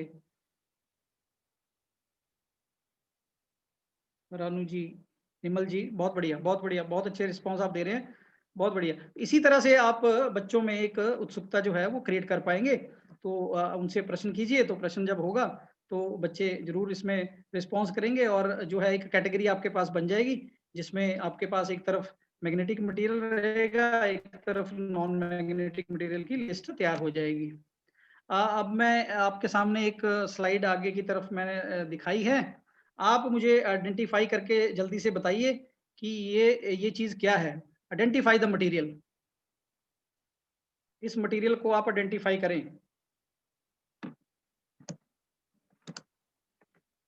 क्योंकि हम चुंबक जो है मैग्नेटिज्म या चुंबकत्व के बारे में बात कर रहे हैं, तो ये जो मटेरियल है जो सामने आपको दिखाई देता है,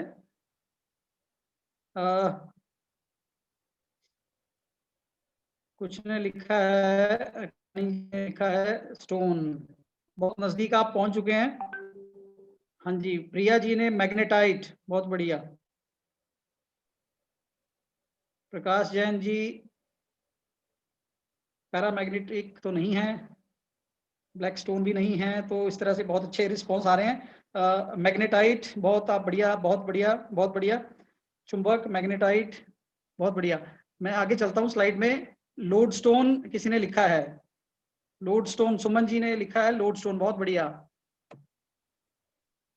तो जो मटेरियल आपके सामने रखा था वो लोड स्टोन है, जिसको जो कि नेचर में एक नेचुरल, जिसको आप एक मैग्नेट बोलते हो, तो ये नेचर में एक नेचुरल मैग्नेट की तरह पाया जाता है, जिसको कि जिसको हम मैग्नेटाइट भी बोल देते हैं। ये मिनरल है। तो इसमें भी एक बड़ी अच्छी कहानी है जो बच्चों के साथ आप शेयर कर सकते हैं। तो एक ग्रीस में एक चरवाहा था जिसका नाम मैग्नीज था, उसी के नाम पे ये मैग्नेटाइट जो है शब्द प्रचलन में आ गया। और तब से इस चीज को, क्योंकि ये बच्चे जो चरवाहा था इसी ने इस चीज को सबसे पहली बारी खोजा था, तो उसी के नाम पे इसका नाम का जो है प्रचलन हो गया। तो इस तरह से कुछ आप जो है पीछे की कुछ कहानियां या इस तरह से कुछ जो है इन कुछ चीजों को जोड़ सकते हैं, तो एक बहुत अच्छा जो है विषय जो है कक्षा में चलेगा। तो ये इसमें एक नेचुरल प्रॉपर्टी रहती है, वीक मैग्नेट होता है, तो इस तरह से आप बच्चों को इसमें बता सकते हैं। तो आगे हम चलते हैं कि डेमोन्स्ट्रेशन। जब भी कक्षा में जब आप विषय लेना शुरू करें, उससे पहले अगर जो भी आपके पास अवेलेबिलिटी है, जो भी आपके पास लैब के अंदर मटेरियल अवेलेबल है, उसका आप मैक्सिमम से मैक्सिमम यूज करें। तो आपके पास अगर मटेरियल रहेगा तो आप उसको साथ में कैरी करके उसको लेके जाएं क्लास में, कक्षा में। तो जब विषय शुरू होगा, बच्चे आपके हाथ में इन चीजों को देखेंगे तो उनकी उत्सुकता जो है वो पहले से ही बन जाएगी, तो आपका विषय जो है वैसे ही मजेदार हो जाएगा कक्षा में। तो मैं, अगर आप देख पा रहे हैं, तो मैं भी साथ में आज एक अपना जो है चुंबक मैग्नेट लेके आया हूँ। इस तरह का मैग्नेट शायद आपके पास भी अवेलेबल रहता है। भाई साहब दिखाई दे रहा है क्या अभी तो मुझे? जी जी, दिख रहा है, दिख रहा है। तो इस जी स्क्रीन तो ऑफ इस तरह करेंगे का तो ये मैग्नेट रहता है ना? जी भाई साहब। ठीक है, ठीक। जी, दिख रहा है, दिख रहा है। जी भाई साहब। हाँ जी। तो ये एक बार मैग्नेट रहता है जो नॉर्मली सभी लैब्स में जो है जो हाई स्कूल की लेबोरेटरीज होती हैं उसमें रहता है। तो इसमें एक तरफ जो है पोलैरिटी इन्होंने मेंशन की होती है, एक तरफ नॉर्थ पोलैरिटी रहती है, दूसरी तरफ साउथ पोलैरिटी रहती है। इसको चेक भी किया जा सकता है कंपास निडल से। तो ये तो हो गया बार मैग्नेट जो आपको बिल्कुल स्क्रीन में लेफ्ट साइड पे दिखाई दे रहा है। तो इस तरह से ये आप इसको ले जाके अपने साथ कैरी कर सकते हैं। जो राइट साइड पे आपको दिखाई देगा वो है आपकी कंपास निडल। तो कंपास निडल जो आपकी नॉर्मली हाई स्कूल लेबोरेटरी में रहती है, वो इस तरह की कंपास निडल रहती है। तो अगर आप देख सकें, अगर क्लियरली ये है, इसको थोड़ा सा पिन कर देंगे वीडियो को, तो मुझे लगता है ज्यादा साफ जो है वो आपको दिख जाएगा। तो इस तरह का एक कंपास है जिसमें एक पॉइंटर रहता है। जो पॉइंटर होता है इसका आगे वो नॉर्थ पोल होता है, और इसकी जो पीछे वाली जो टेल रहती है वो साउथ पोलैरिटी को रिप्रेजेंट करती है। तो ये खुद ही एक मैग्नेट रहता है। तो बच्चों को थोड़ा सा आप इसके बारे में अवगत कराएं कि जो है नॉर्थ पोलैरिटी किस तरफ है और उसकी साउथ पोलैरिटी जो है वो किस तरफ है। तो ये आप डायग्राम में भी देख सकते हैं। थोड़ा सा ये जो इमेज में आपको दिखाई दे रहा है, हल्का सा डिफरेंट है जो आपके स्कूल में नॉर्मली लैब्स में अवेलेबल रहता है। जो आप नीचे देख पा रहे हैं, ये एक यू शेप मैग्नेट है। यू शेप मैग्नेट जो बार मैग्नेट होता है जो दिखाई दे रहा है, इसमें क्या डिफरेंस रहता है कि जो बच्चों को बताने वाली बात है कि जो फील्ड बनेगी बार मैग्नेट से, वो एक नॉन यूनिफॉर्म फील्ड जनरेट होती है। बाहर मैग्नेट के बाहर एक नॉन यूनिफॉर्म फील्ड जनरेट होती है। मैग्नेट के अंदर जो रहती है, क्योंकि मैग्नेट जो मैग्नेटिक फील्ड जो क्रिएट होती है तो अंदर भी रहती है बाहर भी रहती है। अंदर जो फील्ड बनेगी वो यूनिफॉर्म फील्ड रहती है, और बाहर जो फील्ड क्रिएट होगी वो नॉन यूनिफॉर्म क्रिएट होती है। तो उसमें जो अभी हम आगे भी जाएंगे विषय पे, तो उसमें जो लाइंस का कॉन्सेप्ट है जो इसको रिप्रेजेंट करता है फील्ड को, उसके बारे में हम बात करेंगे। जो यू शेप मैग्नेट आप देख पा रहे हो, एक तरफ नॉर्थ है एक तरफ साउथ है, तो इसमें नॉर्थ से साउथ की तरफ यूनिफॉर्म एक फील्ड का जनरेशन हम कर पाते हैं, इसको प्रोड्यूस कर पाते हैं। तो कभी हमें जरूरत होती है कि हमें एक यूनिफॉर्म फील्ड चाहिए, तो यूनिफॉर्म फील्ड जो है वो यू शेप मैग्नेट से आप जो है जनरेट कर सकते हो। जबकि बार मैग्नेट आपको बाहर जो है वो नॉन यूनिफॉर्म फील्ड ही प्रोवाइड कर पाता है। तो बच्चों को ये डिफरेंस बताएं आप कि बार मैग्नेट का क्या रोल है और एक यू शेप मैग्नेट का क्या रोल है। तो इसमें यूनिफॉर्म फील्ड के बारे में आपने बच्चों को बताना है।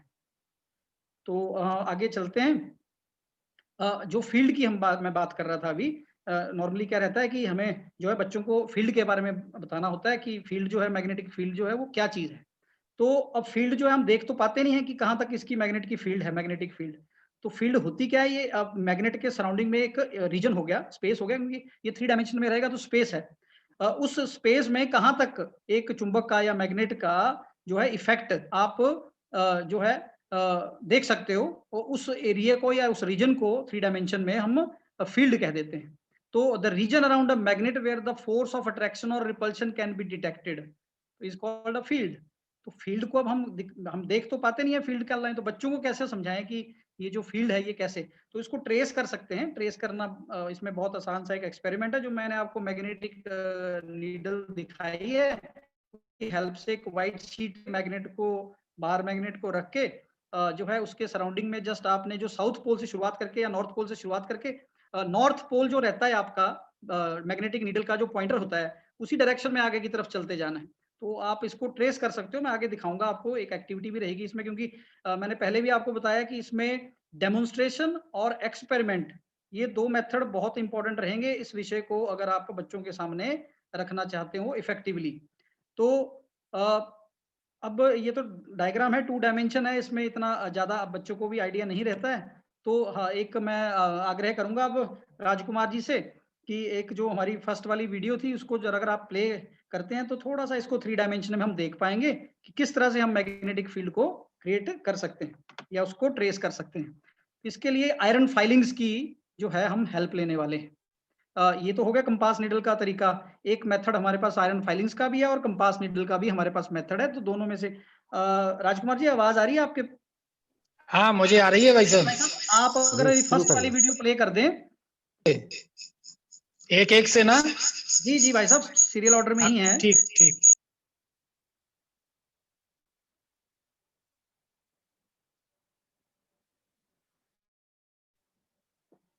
तो experiment to trace magnetic field lines around a bar magnet. तो ये एक्सपेरिमेंट हो गया हमारे पास कि मैग्नेटिक फील्ड लाइंस कैसे ट्रेस की जाए बार मैग्नेट के सराउंडिंग में। तो बार मैग्नेट मैंने अभी आपको दिखाया, उसके सराउंडिंग में जो है हमने ट्रेस करनी है मैग्नेटिक फील्ड लाइंस।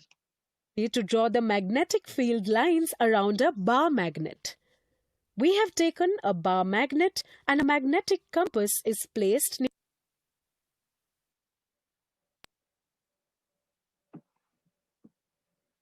स्क्रीन को शेयर कर रहा हूँ एक बार फिर से।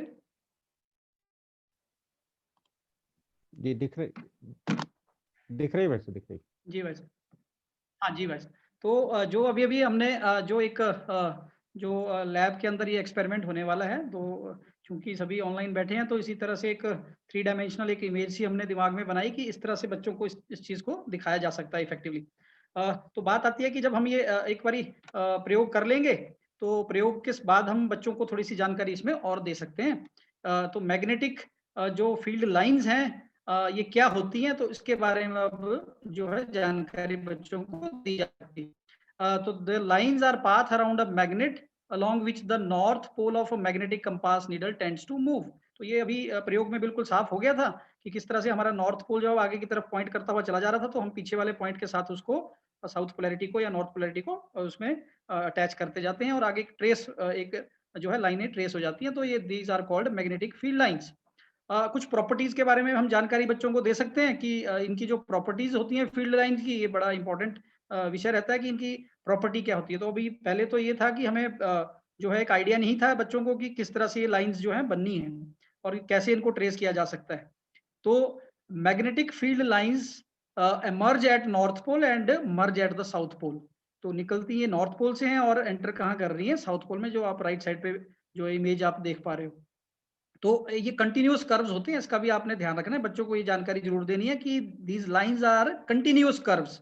ये डिसकंटिन्यूअस नहीं होते हैं, कंटिन्यूअस कर्व्स रहते हैं, इनका ब्रेक नहीं होता है। तो बाहर आपको दिखाई देगा लाइंस जा रही हैं, ये नॉन यूनिफॉर्म फील्ड बनाती हैं। They are not equally spaced. ये इनके जो स्पेसिंग होती है ये बदलती जाती है, इसलिए इनके बीच का जो स्पेस रहता है इसी वजह से ये नॉन यूनिफॉर्म फील्ड हम इसको कहते हैं। Magnetic field lines do not intersect each other. आपस में कभी भी इंटरसेक्ट नहीं करती।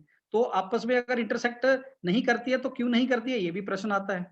तो अगर ये इंटरसेक्ट करती होती तो जिस पॉइंट पे इंटरसेक्ट होंगी वहां पे आप जो है 2 टेंजेंट ड्रॉ कर पाएंगे, तो दोनों टेंजेंट जो है अलग अलग डायरेक्शन दिखाएंगे मैग्नेटिक फील्ड की किसी एक पॉइंट पे। वो कभी भी पॉसिबल नहीं हो सकता है। तो इसलिए हम ये चीज भी बच्चों को बता सकते हैं अगर हायर क्लास में बच्चा है 10th क्लास में, कि इंटरसेक्शन जो है इन लाइंस की पॉसिबल कभी भी नहीं हो सकती। तो इसमें आप देख सकते हैं अंदर जो फील्ड बनेगी साउथ से नॉर्थ की तरफ लाइन जाएंगी, बाहर जो है नॉर्थ से साउथ की तरफ लाइन जाएंगी। मैं अगली स्लाइड ले रहा हूँ। ये भी बड़ा अच्छा इसमें जो रहता है कि मैग्नेटिक फील्ड है तो इसको हम करंट कैरिंग कंडक्टर के सामने इसके आसपास भी एक फील्ड जनरेट होगी, क्योंकि मैग्नेटिज्म और इलेक्ट्रिसिटी जो है ये आपस में इंटरलिंक्ड दोनों टॉपिक हैं। तो जहाँ पे करंट इलेक्ट्रिसिटी है वहीं पे मैग्नेटिज्म है।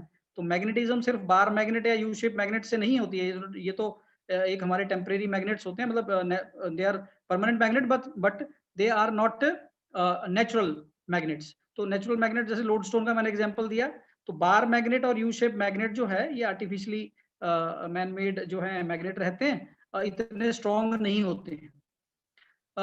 करंट कैरिंग वायर के सराउंडिंग में एक मैग्नेटिक फील्ड क्रिएट होती है, उसको हम डिपिक्ट कर सकते हैं, बच्चों को बता सकते हैं कि जो वायर होती है जिसमें से विद्युत जो है बिजली या करंट जो है पास होगी, तो उसके सराउंडिंग में भी एक मैग्नेटिक फील्ड क्रिएट हो जाती है। तो उस मैग्नेटिक फील्ड को रियलाइज करना, उसको शो करना या दिखाना, वो भी एक एक्सपेरिमेंट बन जाता है कि जब तक हम इसमें एक्सपेरिमेंट करके नहीं दिखाएंगे बच्चों को विषय जो है समझ में नहीं आ पाएगा। तो इसकी जो डायरेक्शन रहेगी उसके लिए एक रूल है, रूल के बारे में हम बाद में बात करेंगे, चर्चा करेंगे। तो मैं अगली स्लाइड पे जाऊंगा। इसमें जो करंट की आपको डायरेक्शन दिखाई दे रही है वो नीचे से ऊपर की तरफ जाती हुई दिखाई दे रही है, तो उसी के अकॉर्डिंगली ये जो आपकी लाइंस बनी है ये करंट की डायरेक्शन पे डिपेंड करेंगी। अगर करंट की डायरेक्शन बदली जाएगी तो आपकी जो मैग्नेटिक फील्ड लाइंस के ऊपर जो एरो लगे हैं इनकी डायरेक्शन भी बदल जाएगी। मतलब जो आपके मैग्नेटिक फील्ड लाइंस जो आपको एक जो है कंसेंट्रिक सर्कल्स की फॉर्म में नजर आती है, उनकी डायरेक्शन भी बदल जाएगी। तो ये हम आगे देखते हैं। अभी एक एक्सपेरिमेंट है कि करंट कैरिंग वायर के सराउंडिंग में जो मैग्नेटिक फील्ड क्रिएट होगी उसको कैसे हम रियलाइज कर पाएंगे। तो मैं राजकुमार जी से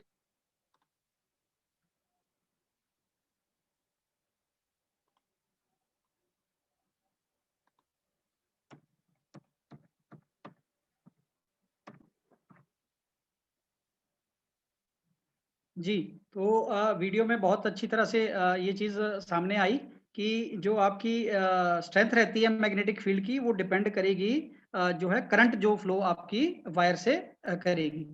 तो जितनी ज़्यादा करंट का फ्लो रहेगा उसमें जो है मैग्नेटिक फील्ड का जो मैग्नीट्यूड बनेगा उसके सराउंडिंग में उसकी स्ट्रेंथ बढ़ती चली जाएगी। तो करंट की वैल्यू अगर कम रहेगी तो आपकी मैग्नेटिक फील्ड भी जो है surrounding the wire it will be less. तो इसी तरह से इसको जो जैसे हमने ट्रेस किया अभी मैग्नेटिक फील्ड लाइंस को और उनकी डायरेक्शन को खासकर उससे संबंधित एक रूल है, क्योंकि सभी आप विषय के लोग भी बैठे हैं। तो मेरी तरफ से प्रश्न आ रहा है अभी कि what is the rule mentioned in the below diagram. तो ये आपने जो है जल्दी से 30 सेकंड के अंदर अंदर आप लोगों ने लिख के भेजना है कि कौन सा रूल है ये जो सामने आपको इमेज दिखाई दे रही है। वरुण जी, वरुण शर्मा जी ने लिखा है राइट हैंड थंब रूल। बहुत बढ़िया, right hand rule, right hand thumb rule. बहुत अच्छे रिस्पॉन्सेज आ रहे हैं आपकी तरफ से। Right hand thumb rule, Ravi Kul ji, Sheela ji, Ravi ji, right hand thumb rule. बहुत बढ़िया, बहुत बढ़िया। तो बहुत लोगों ने जो है इसका सही उत्तर लिखा है कि ये जो रूल है इसको हम राइट हैंड थंब रूल कहते हैं। तो अब बच्चों तक ये अगर आप इफेक्टिवली इस चीज को पहुंचाएंगे कि किस तरह से अब ये रूल गवर्न करता है मैग्नेटिक फील्ड लाइन जो कंसेंट्रिक सर्कल्स क्रिएट होते हैं वायर के सराउंडिंग में, उनकी डायरेक्शन जो है जिसमें आप एरोज देख रहे हैं, ये किस तरह से उनको एक्सप्लेन करना है। तो आप कुछ टीचिंग एड साथ में रखेंगे, कोई अगर चार्ट आपके पास रहेगा या कोई आपके पास डिजिटल कंटेंट रहेगा तो उससे आपको ज्यादा आसानी हो जाएगी। तो इसमें आप देख सकते हैं कि वायर के सराउंडिंग में आपकी उंगलियां हैं और जिस तरफ आपका थंब पॉइंट करेगा, जिस तरफ आपका थंब पॉइंट करेगा वो दिखा रहा है डायरेक्शन ऑफ करंट।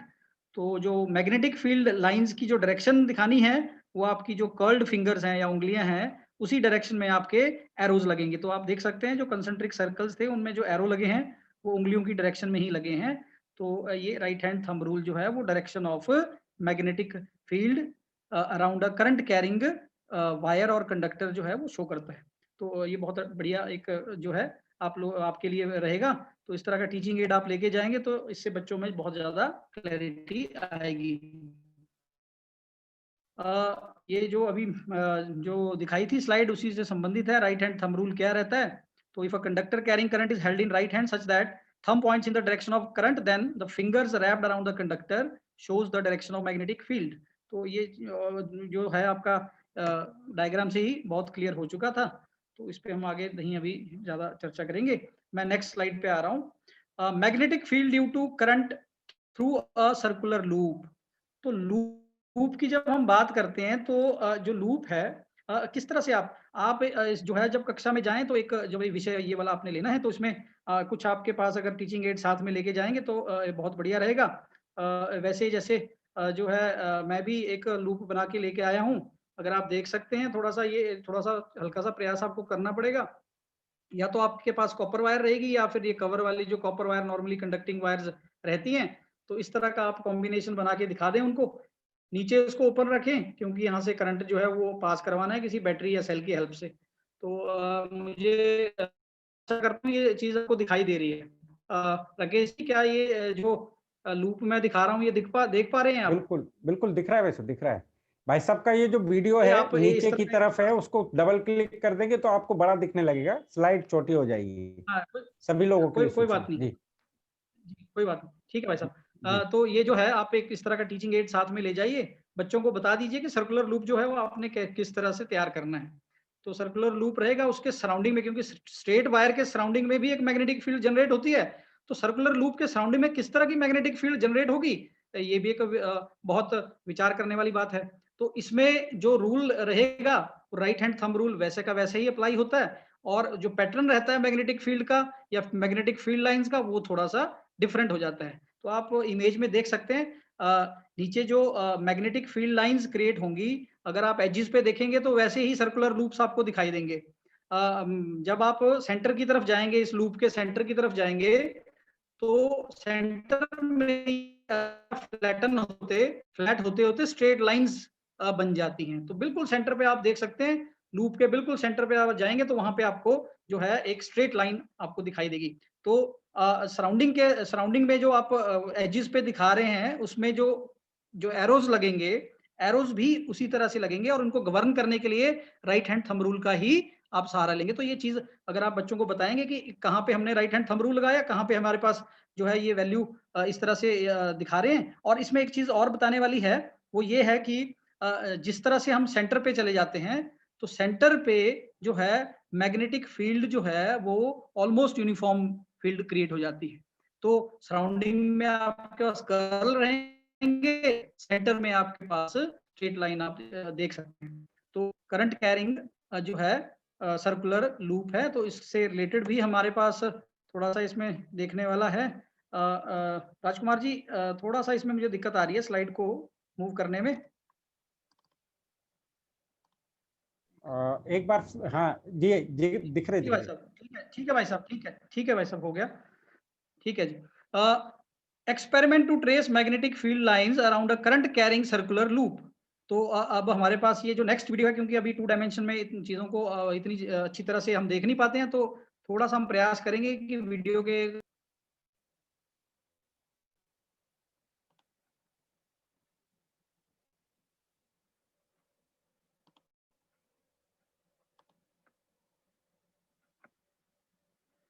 मैं शेयर कर रहा हूँ।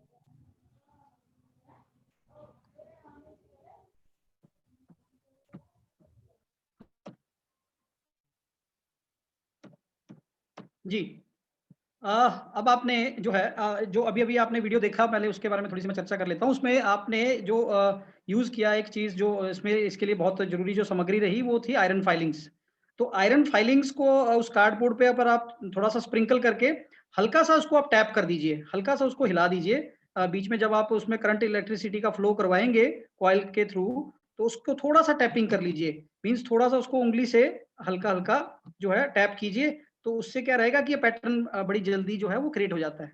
तो उसको जब आप करेंगे तो बच्चे भी इसको देख के विद्यार्थियों को भी उत्सुकता रहेगी कि किस तरह से लाइंस को हमने ट्रेस किया था, और विषय भी बहुत क्लियर उनको हो जाएगा।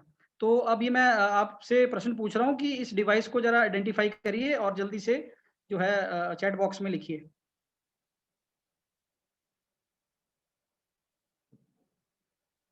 आपकी स्क्रीन पे जो डिवाइस आपको नजर आ रहा है, उस डिवाइस का जरा नाम जल्दी से टैप करेंगे चैट बॉक्स में।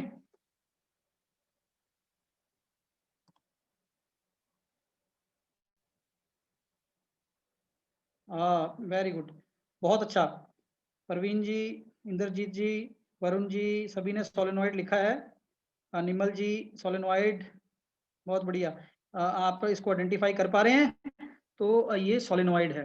तो सोलेनॉइड जो है उसकी प्रॉपर्टीज जब इसमें से करंट फ्लो करेगी तो ये बिल्कुल बार मैग्नेट की तरह प्रॉपर्टीज शो करेगा। तो आगे हम देखते हैं स्लाइड पे।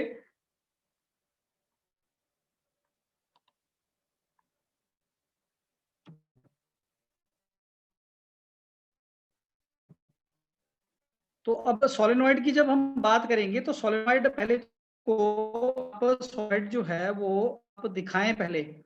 मैं थोड़ा सा मेरे जैसे अब में मेरे पास इस तरह का एक ये है, तो वैसे स्लिंकी का पार्ट है बट सोलेनॉइड का भी ये काम कर सकता है। अगर आप उसको बच्चों को जो है एक टीचिंग एड की फॉर्म में दिखाना चाहें तो क्या आप देख पा रहे हैं? इसमें ये इस तरह का कॉम्बिनेशन है। वायर को, कॉपर वायर को अगर हम सिलेंड्रिकल फॉर्म में खींच लें या इसको सिलेंड्रिकल फॉर्म में एक बनावट बना दें तो इसको हम सोलेनॉइड बोल सकते हैं। तो जैसे ही इसमें से करंट पास करेगी या फ्लो करेगी ये बिल्कुल मैग्नेटिक प्रॉपर्टी उसी तरह शो करेगा जिस तरह से एक बार मैग्नेट शो करता है।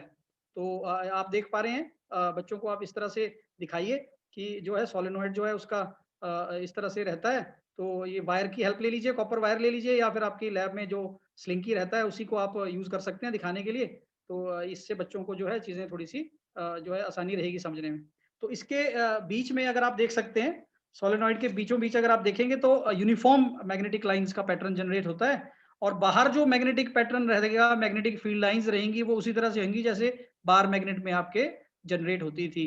तो बाहर नॉन यूनिफॉर्म फील्ड बनेगी और अंदर जो है यूनिफॉर्म फील्ड रहेगी। तो ये दो चीजें आप जो है बच्चों को जरूर बताएं, तो उससे कंपैरिजन उनका जो है बार मैग्नेट के साथ इस सोलेनॉइड का करें। तो आगे मैं अभी नेक्स्ट स्लाइड पे आऊंगा।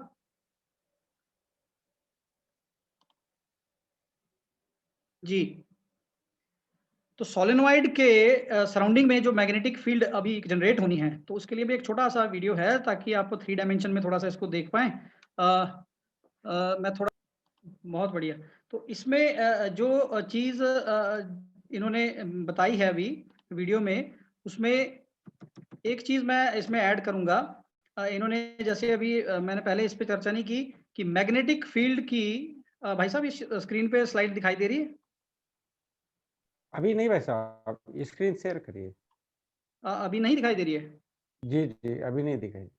जी भाई साहब, एक सेकंड।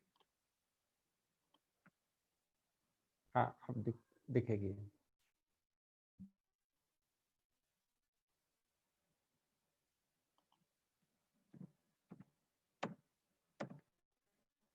जो वीडियो में हमें एक पॉइंट जो था, जो डिस्कस करने वाला था, उसमें आप बच्चों को ये बताएंगे कि जो मैग्नेटिक जो अभी सोलेनॉइड के अंदर जो मैग्नेटिक फील्ड लाइंस हैं उनका पैटर्न जो है बिल्कुल सेम बार मैग्नेट की तरह जनरेट हुआ है। तो किस तरह से हम मैग्नेटिक फील्ड को जो है इंक्रीज या डिक्रीज कर सकते हैं? तो नंबर ऑफ टर्न्स की अभी बात हुई थी। तो जैसे आप वायर के ऊपर नंबर ऑफ टर्न्स इसके अगर बढ़ा देते हैं, वायर के टर्न्स बढ़ा देते हैं तो जो है मैग्नेटिक फील्ड आपकी स्ट्रांग होती चली जाएगी। या फिर अब आप अगर टर्न्स नहीं बढ़ा पाते हैं तो करंट की वैल्यू बढ़ा दीजिए। तो करंट की वैल्यू अगर बढ़ेगी तो उससे भी आपकी मैग्नेटिक फील्ड जो है उसकी स्ट्रेंथ बढ़ेगी। तो ये कुछ एक दो बिंदु होंगे जो बच्चों को आपने क्लियर करने हैं। मैं आगे चलूंगा। अभी जो आपके सामने स्क्रीन पे कॉम्बिनेशन दिखाई दे रहा है, इस चीज को आपने आइडेंटिफाई करके जल्दी से फटाक से जो है अपने चैट बॉक्स में लिखना है। Identify the below given arrangement. ये अरेंजमेंट क्या है? सोलेनॉइड तो दिखाई देता है अभी आपको, सोलेनॉइड अभी हमने बात की सोलेनॉइड की। तो ये क्या चीज बन गई है? अभी इंद्रजीत जी ने रिस्पॉन्स दे दिया, इलेक्ट्रोमैग्नेट। बहुत बढ़िया, इलेक्ट्रोमैग्नेट। काफी लोगों ने इलेक्ट्रोमैग्नेट लिखा है, बीच में किसी ने नेल भी लिखा है। तो नेल तो है बट उसके सराउंडिंग में जो है वायर भी रैप कर रखी है, तो ये अकेली नेल तो नहीं रहेगी। तो बहुत ने अच्छा रिस्पॉन्स दे दिया इसमें। योगेश जी, सोनम जी, इन सब ने लिखा है कि ये इलेक्ट्रोमैग्नेट है। तो अब ये इलेक्ट्रोमैग्नेट कैसे हो गया? अभी तक तो हम इसको सोलेनॉइड बोल रहे थे, तो अभी इलेक्ट्रोमैग्नेट ये कैसे बन गया? तो ये चीज जो है अब हमने जो है अपने जो स्टूडेंट्स हैं, बच्चे हैं, उनको क्लैरिफाई करनी है कि इस तरह का कॉम्बिनेशन जो है ये इलेक्ट्रोमैग्नेट किस तरह से बन जाता है। तो ये जो नेचुरल मैग्नेट होते हैं या फिर जो आर्टिफिशियल मेड मैग्नेट रहते हैं, ये काफी वीक मैग्नेट रहते हैं। तो अगर आपने स्ट्रॉन्ग मैग्नेटिज्म क्रिएट करनी है तो उसके लिए हमें इलेक्ट्रिसिटी की हेल्प लेनी पड़ेगी।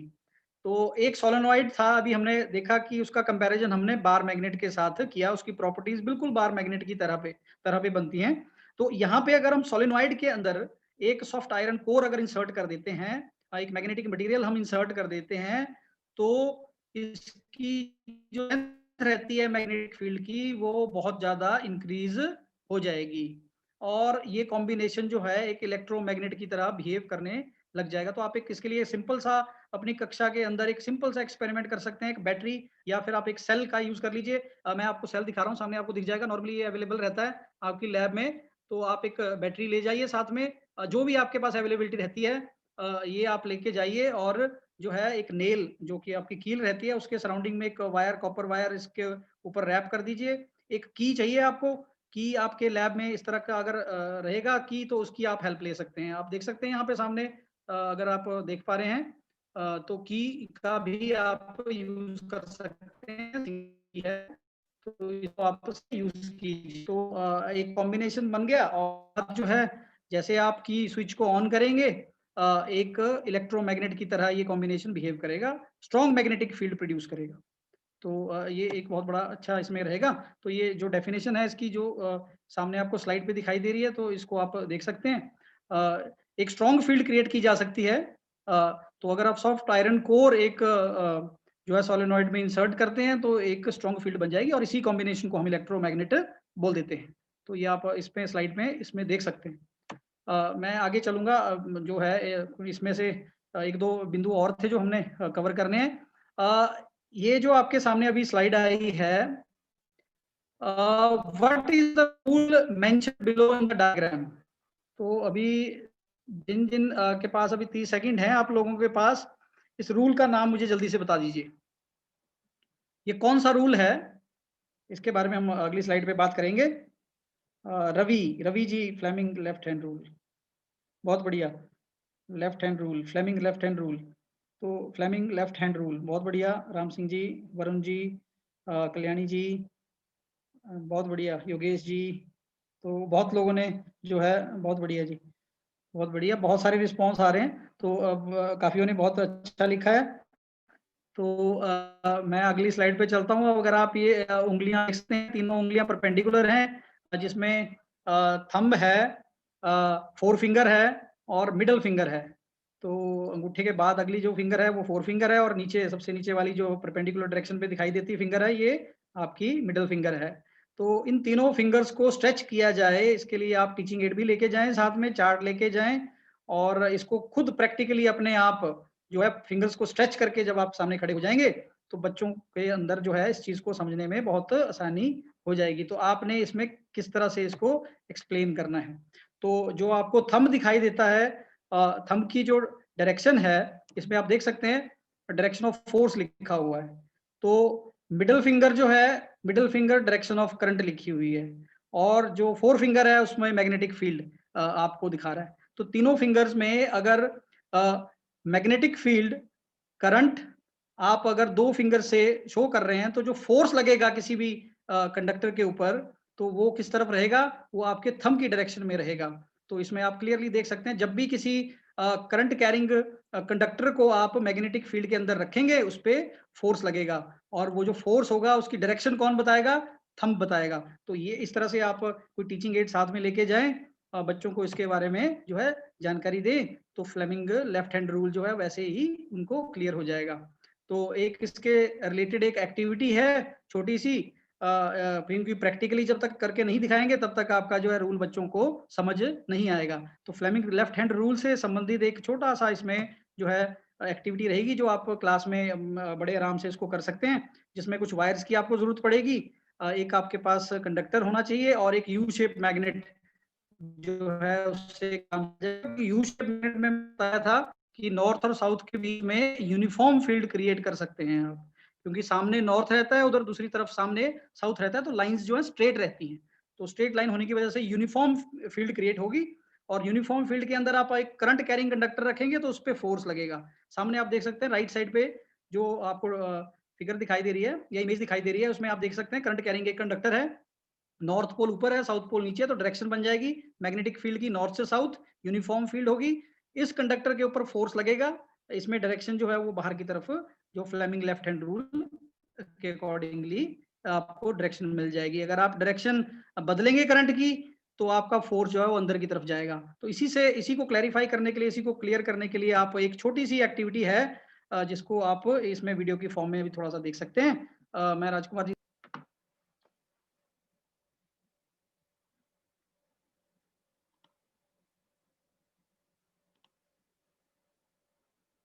जी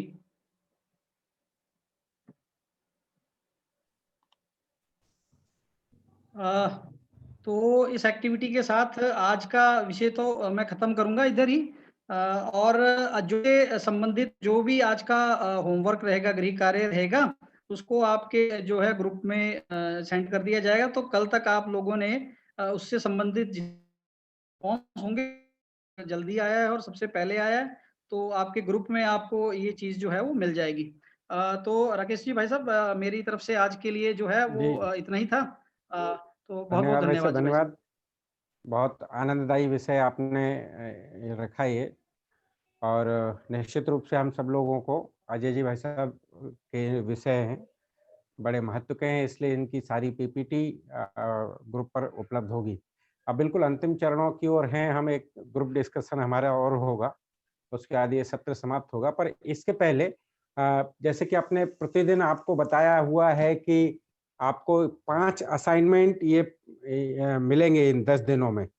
तो कल के लिए जो हमारा असाइनमेंट होगा, जो आज पहला असाइनमेंट हम दे रहे हैं यहाँ, 5 असाइनमेंट सभी ने पूरा करना है। और आज का असाइनमेंट है वो है टीएलएम मेकिंग का।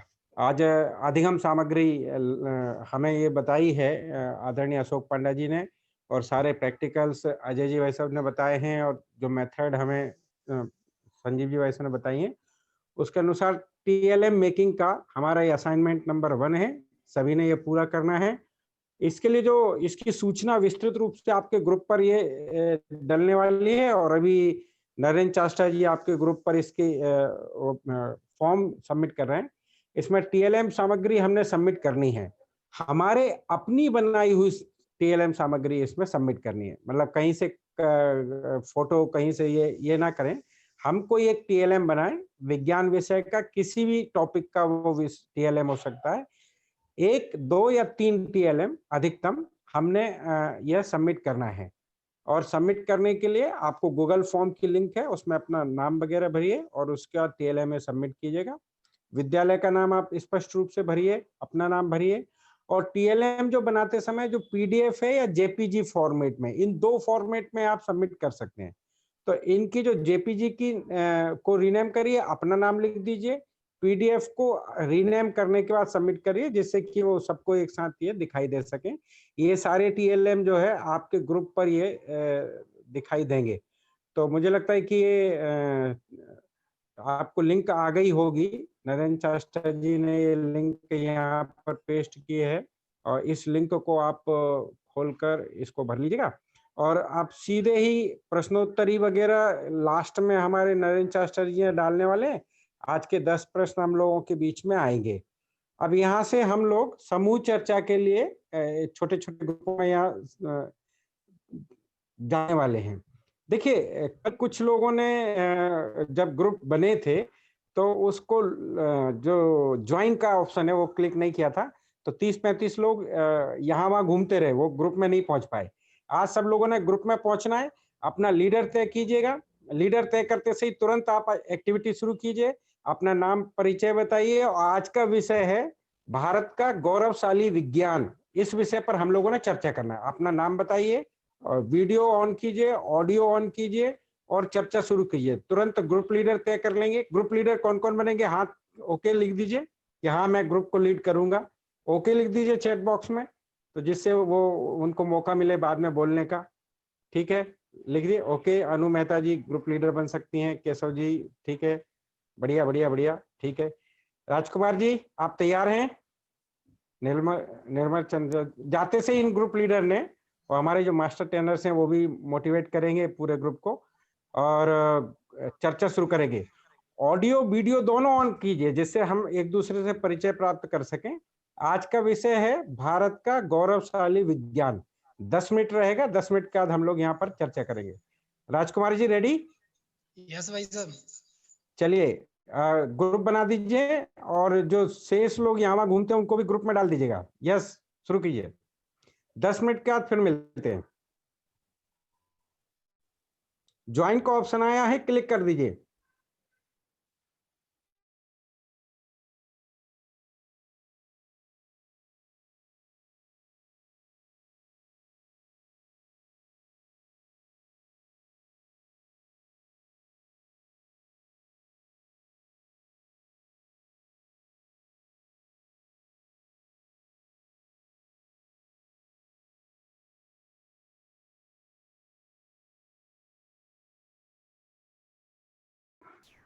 चलिए, स्वागत है आपका वापस।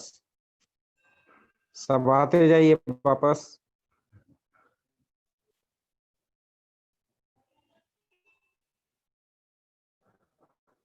चलिए, अब आपको इसमें से जो ग्रुप लीडर हैं वो अपने आप को अनम्यूट करके बताएं आज का एक्सपीरियंस कैसा रहा, और बाकी लोग चैट बॉक्स में। सर मेरे पास में तो 7 लोग थे, इसमें 3 का माइक ही ऑफ था। शुरू में हालांकि मेरी से भी गलती हुई, शुरू से मेरा भी नहीं था।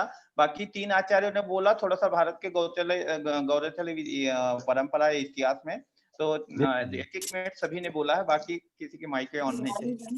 अच्छा, कुछ लोगों को अभी भी संकोच था। जी मेरा नाम कासोद भूषण है, हैदराबाद। हमारा ग्रुप नंबर 5 है। सभी बात करने की मौका दिया मैं, और जुड़े हैं इसमें। सभी अच्छे विषय प्रस्तुत किए।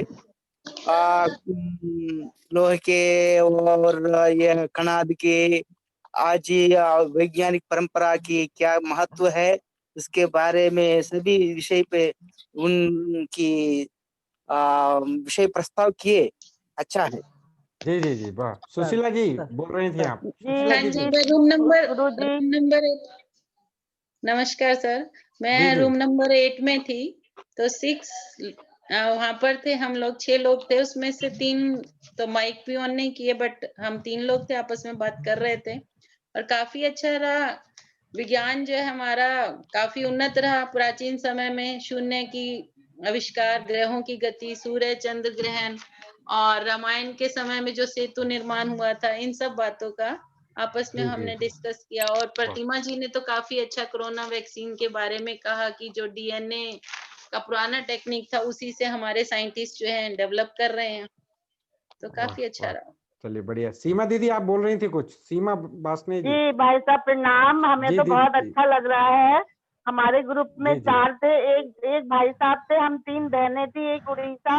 बहुत अच्छा लगा, ऐसा लगा कि बिल्कुल फेस टू फेस क्या बढ़िया डिस्कशन हो रहा है। बहुत आनंद आया भाई साहब, खूब विचार गए। अब हमें भी सिखाइएगा ये कैसे ग्रुप बनाते हैं जिससे हम अपने विद्यार्थियों को जोड़ सके ऑनलाइन। जी सुरेंद्र नाथ जी कुछ बोल रहे हैं। सुरेंद्र नाथ जी। हाँ भाई साहब, हम सरस्वती बालिका विद्या मंदिर रामबाग से बोल रहे हैं। हमारे ग्रुप में कुल 8 लोग जुड़े थे, और कुछ जैसे आयुर्वेद के क्षेत्र में और खगोल शास्त्र और इसमें मैथमेटिक्स में भी, विज्ञान के क्षेत्र में, इसमें भारत सोने की चिड़िया क्यों कहलाता था इस पे भी बताया गया। या जीव विज्ञान के क्षेत्र में जगदीश चंद्र बसु के क्या खोज रहे, या मान आर्यभट्ट और बारामीर ने क्या क्या चीज बताया। या जैसे सभी इसमें ये भी हुआ कि कितने लोग नहीं बोले आपके ग्रुप में? शर्मा जी प्रणाम। 3 लोग लगभग नहीं बोले और 4 लोग बोले हैं। और इसमें जैसे कि धरती जो है पहले ये मान केंद्र है सोलर सिस्टम का, बाद में हुआ कि नहीं सन, तो ये सब चीजें सन सोलर सिस्टम का केंद्र था, ऐसा जो है भारत में ही सबसे पहले हुआ था। तो डिस्कशन बहुत अच्छा लगा। जी बहुत बढ़िया। स्वामीनाथ जी क्या बोल रहे हैं? स्वामीनाथ जी। सर जी प्रणाम। सर जी प्रणाम। बोलिए। हम लोगों ने हम ग्रुप नंबर 6 में थे और बहुत विशेष चर्चा किए डॉक्टर सीवी रमन के बारे में, डॉक्टर एम एस स्वामीनाथन और डॉक्टर जे होमेगिर भाभा, विक्रम साराभाई, सलीम अली और जेसी बोस के बारे में चर्चा हुई। और विशेष करके जो सीवी रमन का इफेक्ट है, रमन इफेक्ट है, और जेसी बोस का जो क्रेस्कोग्राफ और प्लांट है आल्सो लाइफ, इसके बारे में बहुत विशेष चर्चा हुई। और बासणे जी कोई थे उड़ीसा के, वो ग्रुप लीडर रहे, लेकिन बोले नहीं तो हमने कहा आपसे बता दें, हम भी थोड़ा सा। जी जी जी जी बहुत बढ़िया अच्छा लगा बढ़िया सर, बढ़िया बहुत लोगों से बहुत चर्चा हुई, बढ़िया राजस्थान के भी लोग थे वाह और वाह वाह उड़ीसा के लोग थे, उत्तर प्रदेश के स्वामीनाथ त्रिपाठी। चलिए बढ़िया बढ़िया हाँ राकेश सर। नारायण जी झा राकेश नारायण जी झा जी जी, हमारे ग्रुप में भी 3-4 लोग बोले हैं, 2-3 लोग नहीं बोले। जी जी जी चलिए कोई अच्छा। बात नहीं आखिरी दिन सब बोलेंगे आखिरी दिन जी आते आते झिझक कम होगी अभी तो झिझक है थोड़ा जी जी, चलिए प्रणाम बहुत प्रणाम। बढ़िया बहुत कहें जो बढ़िया बहुत बढ़िया सरस्वती विद्या मंदिर निगमान सीतामढ़ी बिहार से। जी जी बिल्कुल बिल्कुल बिल्कुल बहुत बढ़िया जी जी, बहुत बढ़िया अच्छा लगा ये एक आचार्य बहुत ने बढ़िया बताया कि कैसे जो है अपने यहाँ धरती को पहले केंद्र माना जाता था, अब अपने यहाँ ही माना जाने लगा कि नहीं, सूर्य जो है केंद्र है सोलर बहुत बढ़िया सिस्टम। चलिए चलिए बहुत बढ़िया बहुत बढ़िया और सीधे ही सीधे अब बहुत आप लोगों ने काफी बढ़ चढ़ कर हिस्सा लिया जी नरेंद्र जी जी, वो बोलिए ब्रेकआउट रूम अभी भी ऑन है, तो बहुत सारे अभी उनमें फंसे हुए हैं। राजकुमार जी हाँ भाई साहब।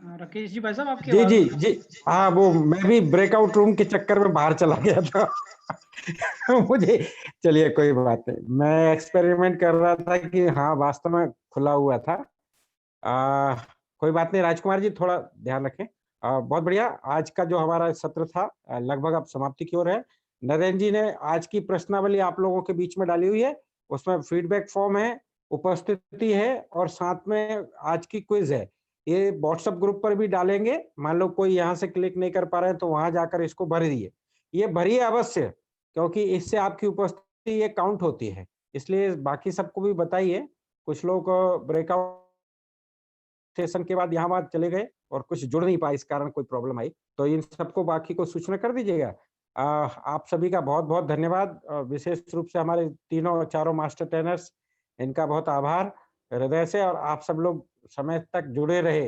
अपना प्रतिदिन ये 6 की जगह 6:30 ही हो रहा है तो मुझे लगता है घोषित समय ही अपना 6:30 हो गया पर कोई बात नहीं आनंद आ रहा है हम सबको और आप सबका बहुत आभार इस हृदय से कि इतने लंबे समय तक जुड़े रहे शांति मंत्र होगा कल प्रश्नोत्तरी भरिए हमारे अजय जी भाई साहब कुछ प्रश्न डालेंगे होमवर्क के रूप में वो करिए और असाइनमेंट पूरा कीजिए 3 काम आपकी ओर रहेंगे और शांति मंत्र होगा उसके बाद ये सत्र यही समाप्त होगा राजकुमार जी सावधान शांति मंत्र स्तुति सर्वे भवन्तु सुखिनः सर्वे सन्तु निरामया सर्वे भद्राणि पश्यन्तु मा कश्चित् दुःखभाग् भवेत् ओम शांति शांति शांति जी धन्यवाद धन्यवाद भाई साहब आप सभी का कल फिर मिलेंगे निश्चित समय पर